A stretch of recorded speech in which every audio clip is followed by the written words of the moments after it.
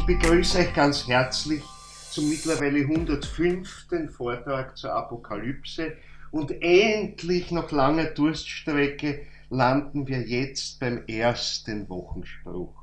Denn wir haben jetzt den Ostersonntag hinter uns gebracht und mit dem Ostersonntag startet die neue Runde. Und sie hat gleich einen schönen Titel, Frühling. Beim Wetter merkt man noch nicht so viel im Moment gerade damit, aber es wird sicher besser und es ist vor allem Osterstimmung. Wenn aus den Weltenweiten die Sonne spricht zum Menschensinn und Freude aus den Seelentiefen dem Licht sich eint im Schauen, dann ziehen aus der Selbstheit Hülle Gedanken in die Raumesfernen und binden dumpf des Menschenwesen an des Geistes Sein. Also, das heißt, es ist eine große Umdrehung jetzt im Grunde da zum letzten Wochenspruch, zum 52. Da war immer noch die Betonung einmal primär auf das Geistige, das hereinkommt, aber jetzt kommt etwas dazu, wir sind so weit aus dem Geistigen, dass wir in uns rege gemacht haben und vielleicht ein bisschen schon ins Bewusstsein gebracht haben, dass wir etwas davon der geistigen Welt entgegentragen können. Also zu der gehören wir ja selber auch zur geistigen Welt, aber dass wir hier von unserer irdischen Welt aus eben etwas in die kosmischen Weiten tragen können. Und Gedanken nämlich vor allem, Gedanken. Und wir natürlich als Menschen hier auf Erden haben, über das haben wir auch schon öfter gesprochen, ja ganz besondere Erfahrungen, über die andere geistige Wesen in der Form nicht verfügen. Von Christus jetzt abgesehen, weil Christus ist Mensch geworden und hat dadurch also auch alles das sich erworben, was der Mensch als einziges geistiges Wesen hat im Kosmos.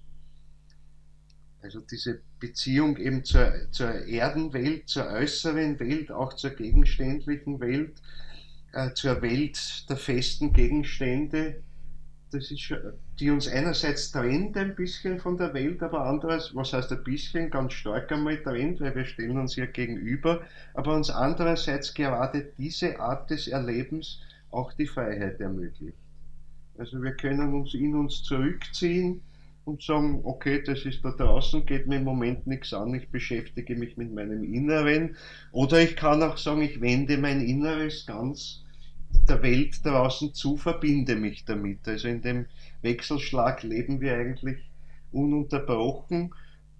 Der kann weitergehen, das heißt tiefer hinein in die Welt draußen, in die Wesen, die uns umgeben, Pflanzenwesen, Tierwesen, Menschenwesen, aber auch das Wesen des Mineralischen, das drinnen ist. Und wir haben auch davon gesprochen, dass gerade diese Mineralisierung der Erde, das ist das Besondere unserer Erdenverkörperung, also der Erde auch als Ganzes, dass dieses mineralische Element zutage tritt, das Kristalline, und dass das auch sehr stark mit unserer Ich-Kraft zusammenhängt. Also das heißt, die Erdenwelt, der ganze Kosmos, der damit verbunden ist schon von Haus aus auf das menschliche Ich ausgerichtet irgendwo. Und es liegt von Haus aus da auch drinnen in diesem Kristallisieren die Möglichkeit, sich, ja, wie soll ich sagen, in gegenständlicher Form sich abzuschließen von der Welt. Das gab es so in dieser starken Form eigentlich noch nicht. Ich meine, wir sind immer noch trotz allem als mit unserem menschlichen Körper ja immer noch sehr viel verbunden mit der Welt, auch rein stofflich schon durch die Atmung, aber auch durch das Licht, das wir aufnehmen, durch die Töne, die wir hören. Also so ganz isoliert in uns sind wir eigentlich in Wahrheit trotzdem nicht, aber wir haben oft das Gefühl, wir stecken halt da drinnen irgendwo. Und unter Umständen kann man das auch wie ein Gefängnis, wie eine Einsamkeit einfach empfinden. Und das ist sogar ein Erlebnis, das auf dem geistigen Entwicklungsweg ganz wichtig ist, diese Einsamkeit zu erleben. Zu sagen, so, da bin ich jetzt ganz alleine mit mir und muss schauen, wie ich damit zur Rande komme. Eben um die eigenen geistigen Kräfte zu wecken. Nicht gleich rufen, bitte Intuition von oben, Inspiration, sagt mir, was passieren soll, sondern zu sagen, ich muss meine ganz eigenen Entscheidungen treffen, meine eigenen schöpferischen Impulse finden und gerade aus dem heraus kann ich aber dann die große geistige Welt bereichern. Aus dem heraus kann ich etwas geben. Nicht nur es bloß zurückzuspiegeln, sondern wirklich es versehen mit einem ganz neuen Einschlag. Und das können die Engelwesenheiten über uns in dieser Art nicht. Wenn die sich nach dem Inneren wenden, dann erleben sie Geisterfüllung. Das heißt, sie sind erfüllt von den geistigen Kräften, die durch die ganzen Hierarchien, die über ihnen stehen, zu ihnen herunterkommen. Also ein Engel kann sich nicht zurückziehen und sagen, so jetzt interessiert mich mal nicht, was rundherum ist, sondern ich beschäftige mich mit mir selber. Das geht für einen Engel nicht. Ein Engel fühlt sich am stärksten dann, wenn er sich ausgießt in die Welt und an den Taten, die dadurch entstehen, an dem erkennt er sich und sieht er sich. Also er erlebt sich darin, dass sich die Welt durch seinen Einfluss verändert. Und das heißt, er ist aber ganz hingegeben an die Welt zugleich. Und bei uns ist da eben dieser ganz starke Bruch. Einerseits, wir können uns ganz in uns zurückziehen, ganz bei uns sein. Wir können uns aber auch ganz vollkommen an die Welt hingeben, sodass wir im Extremfall uns selber gar nicht mehr spüren. Also wir könnten uns auch an die Welt verlieren. Der Engel verliert sich nicht an die Welt, obwohl er sich mit ihr verbindet. Aber er fühlt sich gerade darin sehr stark in seinem Selbstbewusstsein. Also er spiegelt sich sozusagen in den Taten, die er in die Welt setzt. Können wir auch. Können wir auch. Also, und man erkennt einen Menschen eigentlich sein wirkliches Wesen gerade an seinen Taten. Weniger an den gescheiten Ideen, die er uns mitteilt. Das kann hochgescheit sein, aber das ändert noch nicht sehr viel, sondern wenn es Tat wird, wenn es die Welt wirklich verändert. Kann im mehr äußeren Sinn sein, kann aber auch so sein, dass es die Menschen verändert, mit denen er spricht, denen er sich zuwendet, weil die Menschen seine Impulse aufgreifen und sie in sich wirken lassen, hoffentlich aus Freiheit heraus. Das ist heute ganz wichtig.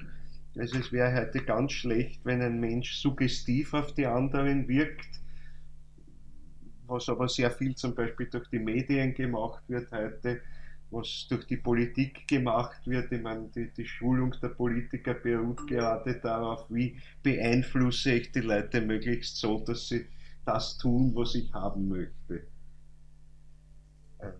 Umgekehrt sind sie aber genauso unter dem Zwang, was die Masse will, mit dem muss ich mich irgendwie auseinandersetzen, weil wenn zu viele etwas wollen, dann kann ich mit dem nicht so gut verweigern, weil dann werde ich Schwierigkeiten kriegen als Politiker. Also, aber das wäre für einen Politiker auch sehr wichtig, einmal ganz zu sich finden zu können und dann aber wieder ganz zu den Menschen draußen finden zu können, aber ohne sich vollkommen zu verlieren, wach zu bleiben. Also unser wichtigstes Instrument, das wir jetzt gerade in unserem Bewusstseinsseelenzeitalter haben und entwickeln können, ist das Ich-Bewusstsein, mit dem wir uns ins Innere wenden können, ohne dass es da vom Egoismus zu stark ergriffen wird. Das heißt, mit dem, was in uns wirkt, namentlich durch Luzifer, der macht sehr stark den Egoismus und dahinter lauert aber oft schon der Ahriman und der Luzifer hilft ihm halt, das wird es dann auch unbedingt haben wollen, was uns der Ahriman suggeriert. Heute arbeiten sie, ich sage einmal, gezwungenermaßen sehr gut zusammen und das ist das Charakteristikum unserer Zeit, dass man oft gar nicht weiß, ist das jetzt der Luzifer oder der Ahriman? Ja, beide. Der eine zieht so, der andere so und damit schaffen sie es oft, unser Ich so ganz aus dem Gleichgewicht zu bringen oder es schläft dann am besten. So, weiß ich nicht, das ist zu verwirrend, ich lasse mich ziehen, wohin es mich treibt und dann glaubt man, das ist vielleicht Intuition, aber ja, vielleicht schon, aber halt von der falschen Seite zumindest. Also das ist heute wahnsinnig gefährlich, diese Dinge. Und darum so oft, ich höre das auch so oft, ja, wie weiß ich denn jetzt, ob das wirklich ich bin oder ob das mein Ego ist? Naja, eine Patentantwort gibt es darauf nicht. Aber genau diese Frage individuell in jedem Moment wieder zu lösen, ist eine der Hauptaufgaben unserer Zeit. Weil ich kann für was voller Enthusiasmus sein und das ist doch nur der Luzifer, der dahinter steckt. Und ich glaube, ich bin's. Aber der Luzifer flüstert mir genau ein, was es ist. Das heißt, gilt es zu erkennen. Was schon wieder das Paradoxon braucht, voll in der Begeisterung leben zu können, aber Begeisterung ist was anderes als Fanatismus zum Beispiel. Das Luziferische hat immer was von Fanatismus. Ah, ich habe erkannt, wie die Welt funktioniert und wenn wir alle das so machen, dann wird alles gut werden. Dann kann ich hundertprozentig sicher sein, dass da der Luzifer mal mir das einflüstert und dahinter sicher der Ahriman wartet, uns in irgendeine Maschinerie einzuspannen. Also das ist eigentlich zum Greifen. Also das heißt, wir sollen Begeisterung, wirkliche Begeisterung, Freude, Enthusiasmus, ja, Emotion, aber in diesem Sinne gute Emotion entwickeln, aber dabei immer wachsam sein, ist das Fanatismus oder lasse ich die anderen frei dabei? Ich kann erzählen davon, was ich daran erlebe, was ich darin sehe. Ich kann das anderen Menschen erklären, ich kann auch ihre Begeisterung wecken dadurch, ohne weiteres, aber ich muss immer vollkommen freilassend sein. Nicht sagen, ach, was wir durch die Anthroposophie bekommen haben. Ach bitte, alle Menschen werdet Anthroposophen. Und wenn's das nicht wollt, wird die Welt untergehen. Und wenn's das nicht wollt, dann werden wir euch halt dazu hinbringen und wir werden euch erziehen dazu. Dann ist es total daneben. Ich meine, wir müssen uns das Beispiel des Christus nehmen, der sich vollkommen in die Hände der Menschen gegeben hat und die vollkommene Ohnmacht entwickelt hat. Sich in die vollkommene Ohnmacht begeben hat, das ist aber zugleich die größte Macht über sich selbst. Das ist die einzige Macht, die wir heute in Wahrheit in gesunder Weise ausüben dürfen. Die Macht über uns selbst. Zu tun, was ich mir selbst befehle. Und dem aber mit aller Strenge zu folgen. Wenn ich aus dem Ich heraus einen Entschluss fasse und dann nach 10 Tagen draufkomme, heißt, das ist aber anstrengend. Na, eigentlich mag ich das nicht. Dann widerlege ich mich selbst. Dann arbeite ich daran, meine Ich-Kraft, nein, ich will nicht gleich sagen zu zerstören, aber zu, zu verkleinern, abzubauen sie. Und da stürzen sich dann ganz gewaltig darauf die Widersachermächte. Da fördern sie uns in jeder Hinsicht und flüstern uns ein, ja, mach das so, na, du, änder die Idee ein bisschen, dann geht's leichter. Lässt sich schon wieder sehr leicht finden, naja, dann habe ich jetzt einen besseren Weg gefunden dorthin, nämlich den bequemeren Weg. Und wo ich viele Probleme, die ich eigentlich lösen müsste, damit es fruchtbar werden kann, umschiffe und gerade damit aber die Katastrophe erzeuge. Es sind also namentlich seit Beginn des Bewusstseinszeitalters das größte Unheil eigentlich passiert durch Menschen, die sehr idealistisch, aber fanatisch idealistisch besonnen waren. Die von einer Idee tief überzeugt waren, dass das alleine die Menschheit, die Welt oder sonst was rettet und in Wahrheit aber tief unmenschlich war und sie merken es aber nicht. Ich meine, und diese Ideen leben heute nach wie vor. Es lebt zum Beispiel in allen Anschauungen des Pragmatismus drinnen, wo man sagt, na gut, wenn ich 10 Millionen retten kann und dafür einen opfern muss, ja, dann ist es eben so. Und so einfach ist die Entscheidung nicht. Wenn ich anfange so zu rechnen, dann ist es völlig unmenschlich. Dann ist es völlig unmenschlich. Die Entscheidung kann man nicht aus der Ratio heraus treffen, indem ich sie ausrechne. Unter Umständen muss ich den einen retten. Und man wird dann sehen, was mit den anderen wirklich passiert. Es ist nämlich nicht immer so ausgerechnet, dass dann wirklich das, was man vermutet oder sich ausrechnet, passiert. Vielleicht passiert es dann gerade ganz anders. Und heute werden sehr viel, also auch in der Philosophie, in der Ethik, solche Modelle diskutiert eben. Wie ist es? Also da da ist ein Zug, der rast auf eine Gruppe von Menschen zu, ich könnte aber jetzt noch gar die Weiche umstellen, dann rast sie nur über einen drüber. Was machst du in der Situation? Und, und die meiste Entscheidung ist dann, ja, dann opfere ich halt den einen für die vielen. Aber das ist eben ein völlig geistfernes, völlig in Wahrheit praxisfernes Spiel. Das ist rein aus Gedanken ausgedacht. Es kann sehr viel anderes passieren. Und ich kann nur intuitiv in dem Moment, wo es ist, eine Entscheidung finden und die hat keine Norm. Die, der Mensch, der vielleicht an der Weiche oder was immer dort steht, der hat in dem Moment die Intuition. Und wenn er sie hat, dann wird er das Richtige machen, was insgesamt die Welt am besten weiterbringt. Und das heißt, da gibt es nicht irgendeine einmalige Lösung dafür, wo ich jetzt der Ethik schreiben könnte, so musst du in der Situation handeln. Weil sich das einfach durch das Verstandesdenken gar nicht ausschöpfen lässt, sondern eben überhaupt dort, wo Menschen beteiligt sind an der Aktion, und wir sind beteiligt im Grunde an allem, was passiert in der Welt. Wir sind mitbeteiligt, über das haben wir schon gesprochen. Also das heißt, alles, was auch in der Natur passiert, da ist auch immer wieder ein Einschlag durch die Menschen drinnen. Und das bringt etwas über die bloße Naturgesetzlichkeit, die aus der Vergangenheit nachwirkt, hinein und bringt einen ganz neuen, überraschenden Aspekt hinein in die ganze Sache. Und genau das ist das, was ich in der Intuition erfassen kann. Oft wirklich im Moment, in der Situation. Und ich weiß es erst in dem Moment, wo ich es tue, das muss ich jetzt tun. Und ich sehe dann nachher auch, aha, ich weiß jetzt, warum ich das tun musste. Und egal wie die Sache ausgeht, ich meine, es ist vielleicht nicht möglich, dass ich alle Beteiligten retten kann. Vielleicht sterben sogar die 10 oder die 100. Kann sein, und vielleicht ist es trotzdem die richtige Entscheidung gewesen. Es ist nicht einfach so, jedenfalls, dass prinzipiell die Entscheidung einer gegen 100, na ganz klar. Da fängt genau das Unmenschliche an, und vieles in diesen Überlegungen spielt aber heute zum Beispiel in der Politik, in den Entscheidungen, die getroffen werden, eine große Rolle. Dann schaltet man halt den einen aus, der unbequem ist, der die anderen gefährdet, vielleicht weil er ein Diktator oder was ist, na ganz klar, dann wird er halt einfach abgeschossen.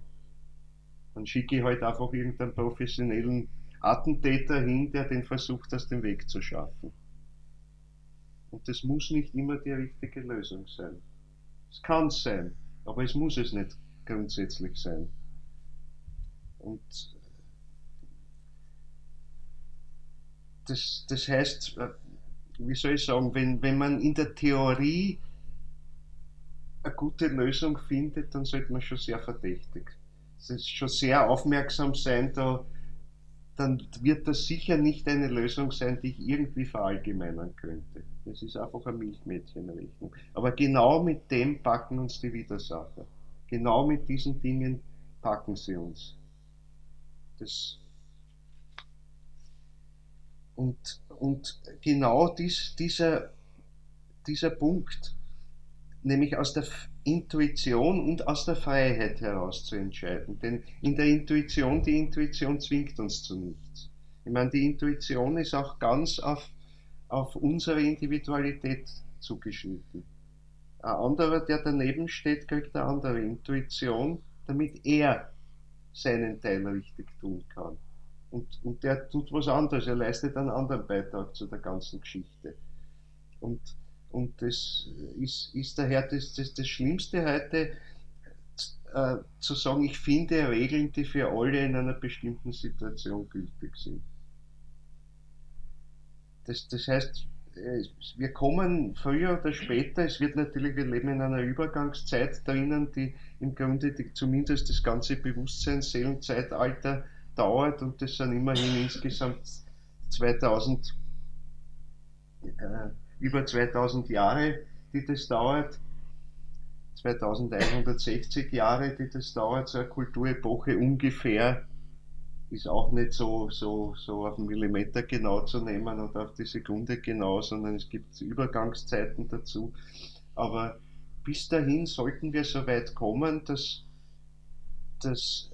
unser ethisches, unser moralisches Verhalten, also Moral heißt die Anwendung der Ethik in der Praxis im Grunde, äh, eben nicht auf ein ethisches System, auf eine ethische Norm sich begründet, sondern intuitiv, grundsätzlich intuitiv in der Situation getroffen wird. Und dann gibt es keine Regel mehr von oben. Das heißt, es wird sich alles ändern. Es wird auch die Zeit aufhören, wo es Gesetze gibt, die von oben kommen. Das sollte dann in der nächsten Kulturepoche, im Laufe der nächsten Kulturepoche das Allgemeine werden. Sie heißt also die Gemeinde von Philadelphia, wie es in der Apokalypse genannt wird, also die Epoche der Bruderliebe. Und ich bin darauf angesprochen worden, ja, ist das Brüderlichkeit, Bruderliebe, ist das überhaupt der richtige Ausdruck?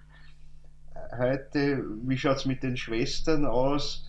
Gut, ich sage, man könnte es aus heutiger Sicht sogar wirklich weiterfassen, weil vor allem auch das Wort Bruderliebe oder auch Schwesterliebe oder Geschwisterliebe könnte man ja auch sagen, dann wäre es neutral, weil unter Geschwister versteht man im Deutschen beides.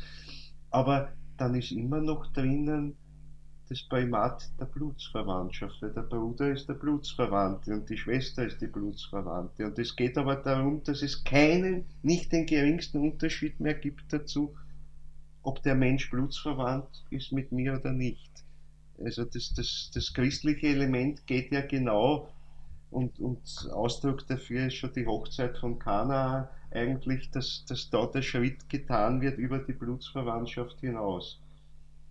Also die Ablösung dessen, wo im jüdischen Volk, also bei den Israeliten und im engeren Sinn dann beim jüdischen Volk, also der Stamm Juda ist ja ein ganz bestimmter Stamm aus den 12 Stämmen Israels, also das ist noch was Engeres irgendwo, aber gerade da war das Prinzip der Blutsverwandtschaft das ganz Wichtige. Du bist eigentlich Jude, weil du jüdischer Abstammung bist. Und zwar interessanterweise mütterlicherseits. Es zählt die Abstammung mütterlicherseits. Dann bist du auf jeden Fall Jude. Väterlicherseits ist nicht so wichtig. Man kann heute natürlich auch konvertieren zum Judentum, wenn man nicht von der Blutsabstammung ist. Also es hat sich da auch etwas geändert drinnen, aber es ist eher ungewöhnlich. Aber der große Schritt, der mit dem Christusimpuls gekommen ist, dass das nicht mehr das Entscheidende ist, sondern dass jeder Mensch hier mein Bruder im Geiste sein kann, mein Mitmensch eben sein kann. Also es ist an die Stelle der Brüderlichkeit oder Schwesterlichkeit, an die Stelle der Blutsverwandtschaft überhaupt, ist in Wahrheit die Menschlichkeit getreten. Die Beziehung von Mensch zu Mensch. Ohne Ansehung dessen, aus welcher Abstammung er kommt, ob er Mandal oder Weiberl ist oder sonst was, welcher Religion er zugehört. Das heißt, das Christentum muss in sich die Toleranz und die Offenheit für alle Religionen haben, weil Christentum ist eigentlich keine Religion. Weil das ist was anderes, das ist was drüberstehendes. Also es ist am allerwenigsten ein Gebäude von bestimmten Regeln, die man einhält, sondern es beruht im Grunde einfach auf der Überzeugung, auf der einzigen Überzeugung, der Christus, also das höchste Göttliche, ob man es Christus nennt oder wie immer man es nennt, ist ganz egal, aber das höchste Göttliche, das unseren ganzen Kosmos geschaffen hat, hat sich in menschlicher Gestalt verkörpert auf Erden. Und damit ist ein Impuls entstanden, dass in jedem Menschen bewusst das Göttliche anwesend sein kann. Im Laufe der Zeit. Aber der Startimpuls wurde damit gelegt. Und das heißt, das Göttliche, wenn man es irgendwo sucht, das ist zu finden in jedem Menschen. Weil jeder Mensch über ein Ich verfügt, sonst ist er eigentlich kein Mensch. Sonst ist er vielleicht ein Erscheinungsbild eines Menschen, aber nicht wirklich Mensch. Dann ist zumindest kein Mensch inkarniert. Wir haben einmal schon über die Problematik gesprochen, will aber jetzt nicht ausdehnen mich darüber, vielleicht zu einem anderen Zeitpunkt. Aber das ist die Perspektive, die wir brauchen, um standzuhalten den Widersacherkräften jetzt in dem Abgrund, in dem wir drinnen stehen, mit unserem Thema. Wir stehen ja eigentlich jetzt so irgendwo mittendrin im Abgrund oder schweben da irgendwo oder segeln so langsam hinunter irgendwo. Und das Wichtige ist immer, dass wir uns mit den Kräften rüsten, die uns helfen, diesen Kräften Paroli zu bieten, dass sie erstens einmal nicht in uns tätig werden können, jedenfalls nicht über das Maß hinaus, über das sie tätig werden sollen. Wir brauchen sie auch. Wir haben das so schön, also im Freitag gesehen, da haben wir gelesen, die Osterimagination von Rudolf Steiner. Und da ist sehr schön geschildert, also dieses Gleichgewicht zunächst einmal zwischen den luziferischen und arimanischen Mächten, das notwendig ist, das in der Natur draußen ist, dort notwendig ist, aber auch in uns notwendig ist. Und dass der Mensch sein Ich ja im Grunde dort am besten finden kann und sein freies Ich überhaupt nur dort finden kann, wo er immer in diesem Spannungsfeld zwischen luziferischen und arimanischen Kräften drinnen steht und das sogar doppelt, so schön gezeigt in dieser Statue des Menschheitsrepräsentanten, also diese große Holzskulptur, die Rudolf Steiner gemeinsam mit Edith Marion geschaffen hat, wo gezeigt wird, der Menschheitsrepräsentant, also der Christus im Prinzip, aber jeder Mensch ist der Repräsentant der ganzen Menschheit, weil er diese Christuskraft in sich trägt. Und jeder nimmt immer mehr diese Christusqualität an, das heißt, kann umso mehr von dieser unerschöpflichen schöpferischen Kraft nutzbar machen, je mehr er erstens lernt, es auf einmal fertig zu werden mit diesen luziferischen Kräften, die einerseits in ihm sind und die andererseits um ihn sind, in der Natur draußen. Also sie wirken gleich doppelt. Ich meine, wenn ihr euch anschaut, diese Statue, wer sie nicht kennt, bitte schaut auf Antowicki nach. Der Menschheitsrepräsentant, glaube ich, genügt, wenn man das eingibt, dann sieht man das auch abgebildet. Dann sieht man eben, dass 2 Luziferlen dort sind und 2 Arimandeln dort sind. Und das eine Paar bezieht sich auf unser Inneres und das andere bezieht sich auf das Äußere in der Natur. Und wir als Menschen haben die Aufgabe, diese Kräfte in uns ins Gleichgewicht zu bringen und in der Natur ins Gleichgewicht zu bringen. Ich meine, zum Beispiel bei dieser Osterimagination war so deutlich drinnen, wie der Luzifer versucht, ja eigentlich dieses ausgeatmete Kohlendioxid, das der Mensch ausatmet, die Kohlensäure, die er ausatmet, das immer mehr anzureichern in der Atmosphäre, sodass eigentlich die Menschheit und alles gleich rundherum, was vom Sauerstoff abhängig ist, ersticken würde und der Mensch dann in einer Sphäre so ein bisschen über der Erde schweben würde. Da wäre der Luzifer ganz glücklich. Der Mensch eigentlich nicht verkörpert in seinem alemannischen Körper da drunten, sondern in etwas Ätherischerem, aber ganz offen natürlich für das Glück und die Weisheit Luzifers. Ja, Glück und Weisheit könnte er uns bieten, aber halt auf luziferische Art. Und damit würden wir ganz vorbeigehen. Wir könnten ins Glück eintauchen, wir könnten das Ganze noch als Weisheit interpretieren und es wäre trotzdem der völlig falsche Weg, er würde uns völlig von der Freiheit wegführen und es würde sehr schnell dazu führen, dass dann der Ahriman seine Kräfte wirksam macht und uns dann erst recht wieder hinunterreißt. Und dann versucht genau dieses Tolle, was da jetzt sich bildet, was scheinbar so toll ist, von dem der Luzifer begeistert wäre, dass er das gleich alles hinunterholt in sein arimanisches Reich und man könnte sagen materialisiert. Das heißt also Glück und Weisheit im Grunde in Form rein materieller Gestaltungen zu verwirklichen. Das heißt, den Menschen so ummodeln, dass ja, Krankheit ist überwunden, Tod ist überwunden, das wäre das Ideal.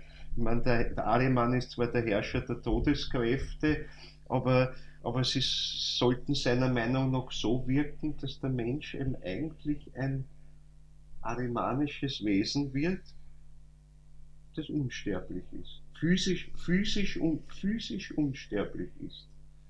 Und, und wenn man schaut, was heute an Ideen in der Welt herumgeistert, Stichwort Transhumanismus, also ein Hinausgehen über den Menschen, wie er jetzt ist, aber auf technischem Weg. Das ist die große technisch-philosophisch-ethische Strömung, die aus dem Westen zu uns kommt, immer mehr und immer mehr sich breit macht und weit in den Osten auch hineindringt. Weil äh, zum Beispiel alles das, was damit verbunden ist, also der Mensch, der sich mit der Computertechnik verbindet, der eins wird mit, weiß ich nicht, mit einem ganzen Netzwerk von Servern, die überall in der Welt stehen und die er alle jetzt zur Verfügung hätte, in seinem Bewusstsein abrufen könnte, ist alles noch komplette Illusion, muss man dazu sagen.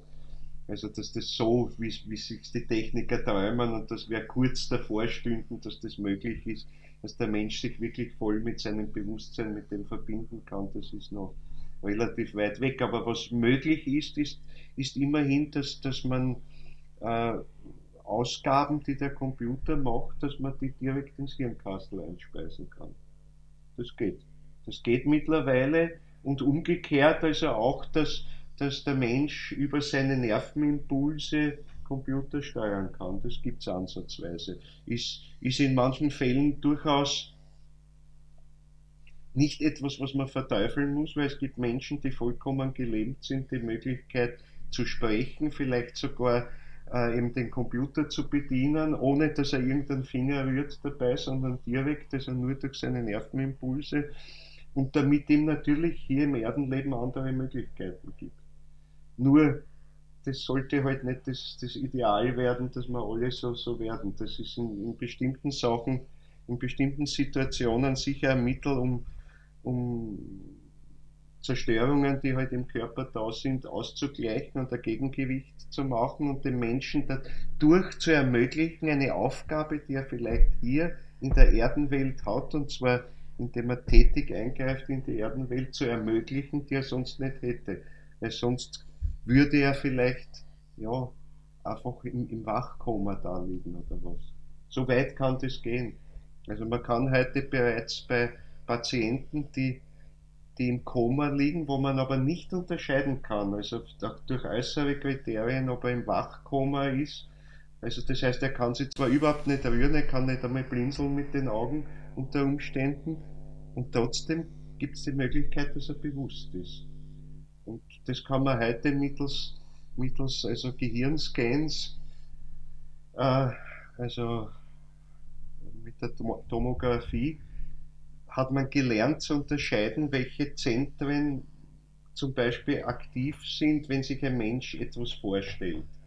Und jetzt hat man versucht, die Menschen anzusprechen dadurch, also stell dir vor, wenn du Ja sagen willst, stell dir vor, zum Beispiel deine Wohnung, wo du dich wohlgefühlt hast, stell dir das vor und wenn du Nein sagen willst, stell dir irgendwas anderes vor. Und tatsächlich werden dadurch im Gehirn andere Nervenzentren aktiviert und wenn der Mensch jetzt darauf reagiert, auf Fragen, die man ihn stellt, gib Antwort Ja oder Nein. Wenn er da sinnvolle Antworten, Ja, Nein, ist unheimlich kompliziert und langwierig, die Unterhaltung. Aber es geht. Und man konnte bis dahin also mit keinem technischen Mittel noch feststellen, ist der bei Bewusstsein oder nicht. Und der kann vollkommen bewusst sein. Also man nennt das Lock-in-Syndrom. Also der ist vollkommen in sich eingesperrt. Wir haben vorher schon davon gesprochen, es gibt die Möglichkeit, ganz sozusagen in sich zurückzuziehen, sodass nicht einmal mehr der Körper noch irgendwie funkt, außer die Nerven da oben, die gehen mit. Und daher muss man sehen, das sind jetzt nicht grundsätzlich, dass solche Technik entwickelt wird, ist nicht das Böse. Das Böse ist, wenn wir die ganze Welt nach dem einrichten wollen und alle Menschen dazu bringen wollen, dass sie sich also mit dem Zeug verbinden und nur mehr so das Leben weitergeht. Das ist das Problem. Man kann heute sagen, fast die schrecklichsten Dinge können in manchen Situationen nützlich sein, aber wenn sie allgemein angewendet werden, wo sie nicht passen, sind sie fürchterlich und zerstören eigentlich die Menschheit und schneiden sie vom Geistigen ab. In einzelnen Fällen kann es nützlich sein. Und ich betone in einzelnen Fällen. Also nicht als allgemeines Prinzip drinnen.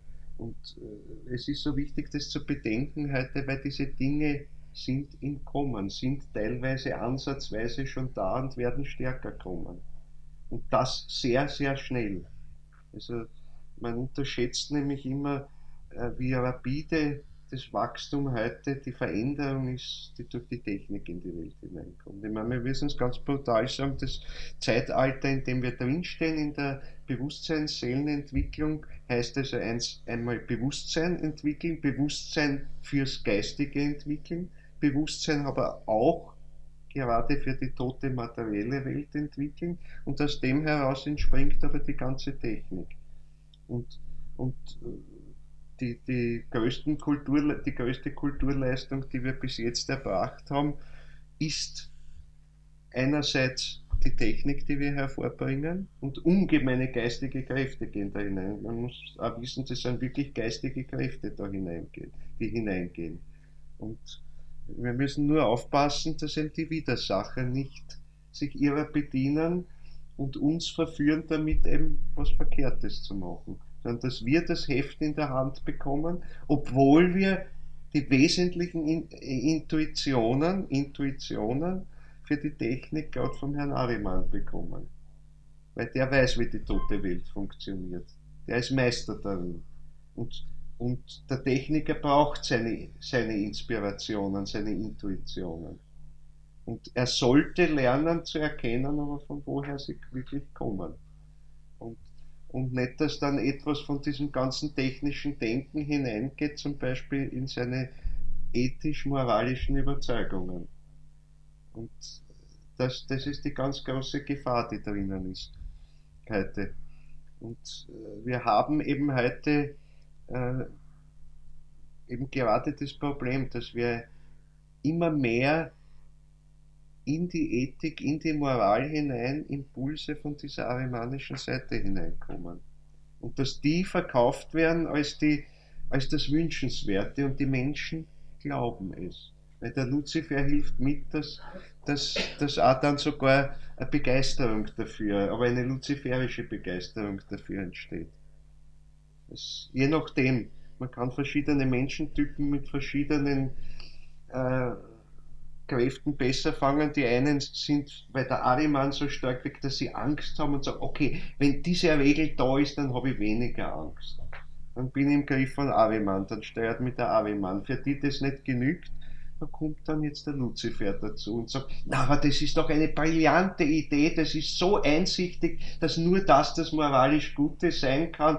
Ich bin so begeistert davon und das muss ich geradezu der ganzen Menschheit predigen. Und solche Prediger laufen heute, ich will nicht nur sagen dutzendweise, sondern millionenweise herum auf der Welt. Und da die Logik dann dahinter bestechend ist und bei den einen die Logik, dann ist der Ariman mehr dahinter, bei den anderen die Begeisterung, das Feuer, das Licht, das sprüht dabei, dann ist der Luzifer dahinter. Und es ist noch ganz, ganz wenig, was wirklich aus der Freiheit des Individuums gefunden ist. Und wo man die Kraft in sich entwickelt, zu sagen, nein, ich sehe für mich in dieser Situation einen anderen Weg. Und den gehe ich auch. Weil ich weiß, dass das der individuell Richtige ist. Das ist der große Punkt. Also wir stehen heute davor, eigentlich immer eine Entscheidung zu treffen, die nicht aus Prinzip heraus, aus Bosheit, nicht zeigt, ich mache alles anders, aber trotzdem aus innerem Wesen heraus sind wir geradezu notwendig, müssen wir es anders machen als alle anderen. Weil es hat alles, was wir tun, unsere ganz individuelle Handschrift. Es kann fast bis aufs Haar der Tat eines anderen gleichen. Und trotzdem ist ein wesentlicher Unterschied drinnen. Und der macht die Individualität aus. Und das Große ist, wenn wir wirklich aus der geistigen Welt schöpfen, das heißt, schöpfen heißt, wir holen die ganze geistige Welt herein, nicht alles bewusst, aber sie ist, wird als Ganzes in uns hereingeholt, da leuchtet etwas auf in uns und wir tun aber jetzt etwas damit und bringen ein neues Element hinein. Also wir nehmen nicht einfach was Fertiges aus der geistigen Welt. Wir vermehren die geistige Welt durch unsere individuelle geistige Tat. Und um das geht's. Um das geht's. Wenn wir vom Ahriman die Inspiration bekommen oder vom Luzifer die Inspiration bekommen, dann lehrt er uns, was wir hereinnehmen sollen. Für uns ist es ganz neu vielleicht, aber der Ahriman oder der Luzifer hat es gemacht. Wir geben etwas dazu. Wir führen wirklich die Schöpfung weiter damit.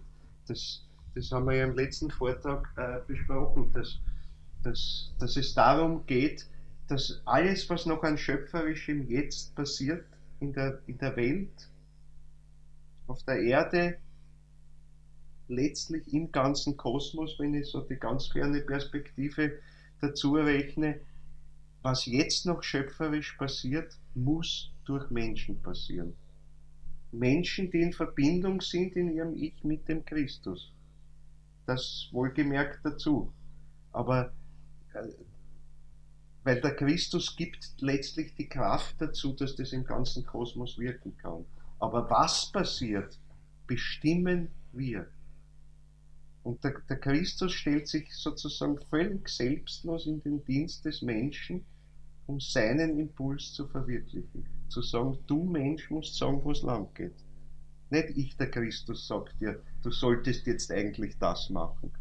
Sondern der Christus wartet auf die Impulse, die von uns kommen. Er wartet natürlich nicht auf die egoistischen Impulse. Den Unterschied erkennt er schon. Also wenn man aus unserem Ego heraus sagt, na, das muss ich unbedingt machen. Unbedingt, die ganze Welt muss das haben. Aber es ist nur aus meinem Egoismus heraus, na, dann wird der Christus sagen, ja, dann schau, wie du damit zueinander kommst, aber dann werde ich das sicher nicht verstärken. Aber dann sind halt die Widersacherkräfte da, die halt natürlich auf ihre Art das verstärken und froh sind. Und das zu verhindern, da müssen wir wieder aus unserem Ich mit dem Christus verbunden agieren, um das unterbinden zu können. Also die Widersacher kassieren uns sehr, sehr leicht heute. Sehr, sehr leicht. Und ich habe es, glaube ich, vor einigen Vorträgen gelesen, da bei dieser Szene mit der Theodora oder was,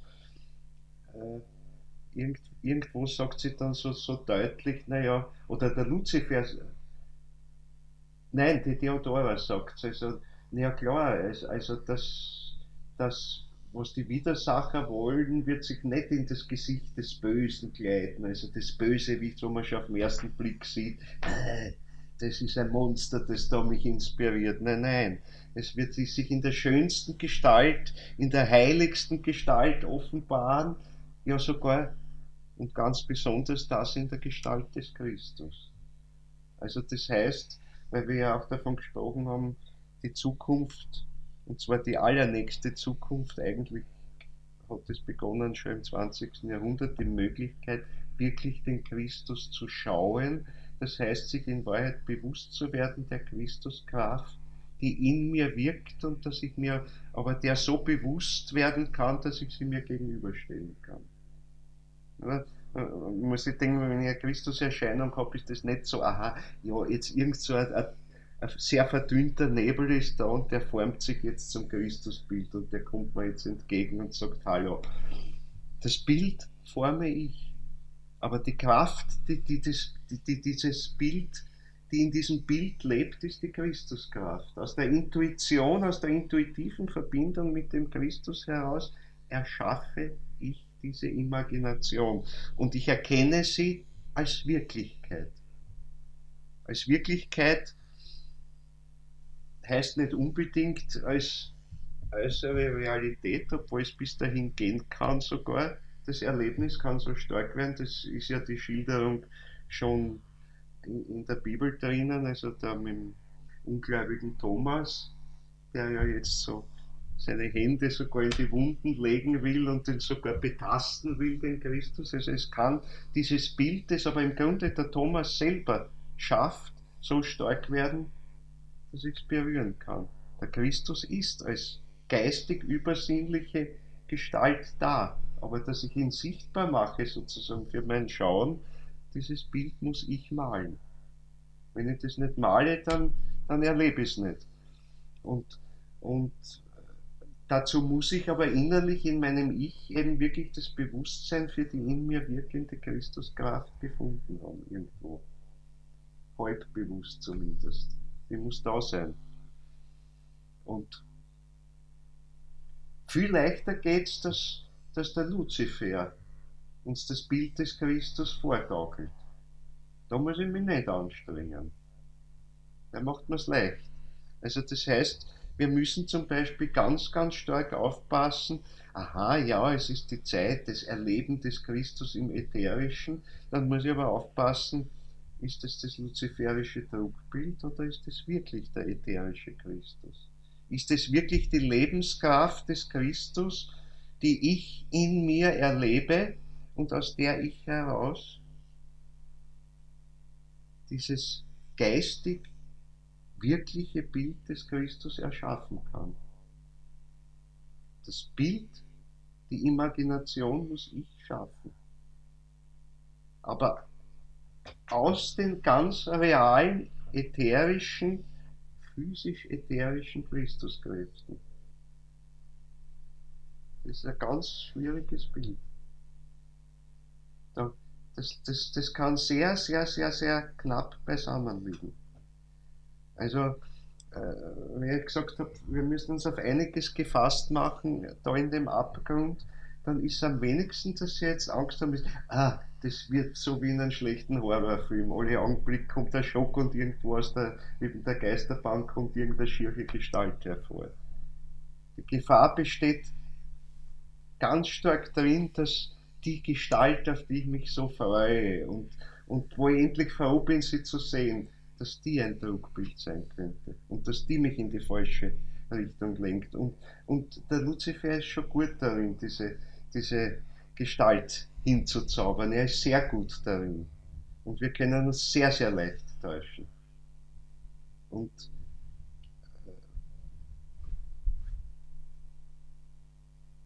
ich muss mir einfach sehr, sehr bewusst werden meiner eigenen Ich-Kraft und der Freiheit, die drinnen liegt. Und überall dort, wo mich so ein Bild einfach überfällt, da muss ich schon vorsichtig sein. Da muss ich zumindest also sagen, hoppla, aber jetzt heißt es ganz wach sein.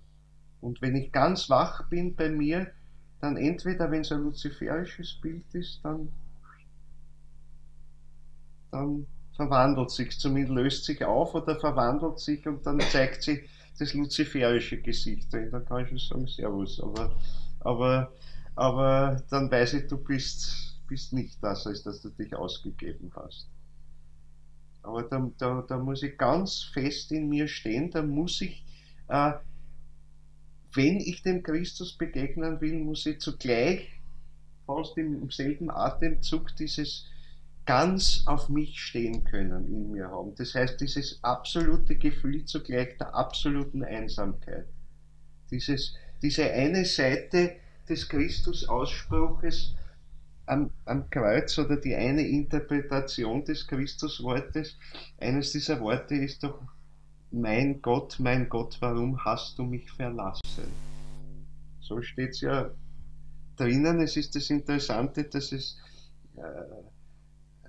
Eli, Eli, Lama Sabachthani heißt es im Aramäischen drinnen, und das Wort kann man aber sehr leicht falsch lesen, weil es gibt ein fast ähnlich lautendes, das in der Übersetzung aber heißt, mein Gott, wie hast du mich verklärt? Und beides ist richtig. Beides ist richtig und beides ist sozusagen, fällt in den Bruchteil einer Sekunde in eins zusammen. Es ist zugleich im Grunde das Erlebnis der vollkommenen Verlassenheit von allen guten Geistern ganz auf mich allein gestellt. Mutterseelen allein in der Welt. Nur ich. Und zugleich, und das ist so paradox, wie kann man das zugleich erleben, aber es ist, das steckt dahinter, zugleich erleben, aber ich bin mit dem höchsten Geistigen und mit all den geistigen Wesen, die, die mit dieser höchsten Schöpferquelle verbunden sind, eins. Wirklich eins. Das ist die andere Perspektive. Nicht nur verbunden, sondern eins. Wirklich eins. Das heißt zu spüren, ich bin die Welt. Und zwar die ganze Welt. Es gibt dieses schöne Gedicht von Alfons Petzold, was so drin, ich habe es jetzt nicht bei der Hand, aber was so schön heißt, ich bin die Welt, in meinem Pulsgetriebe sagt mir das laut und deutlich jeder Schlag. Und was mich ewig macht, das ist die Liebe, mit der ein Gott erschuf den ersten Tag. Da steckt genau dieses Erlebnis drinnen in Worte gefasst. Arbeiterdichter, österreichischer Arbeiterdichter. Also so Beginn des 20. Jahrhunderts ungefähr. Ist in Wien aufgewachsen in bitterarmen Verhältnissen, hat aber dann zu dichten begonnen und ist halt dann auch der Sozialistischen Partei, also der Arbeiterpartei beigetreten und die haben ihn dann gefördert und Ding, weil er auch sehr sozialkritische Gedichte geschrieben hat, aber immer dahinter diese tiefe geistige Überzeugung, als Erlebnis einfach irgendwo in sich.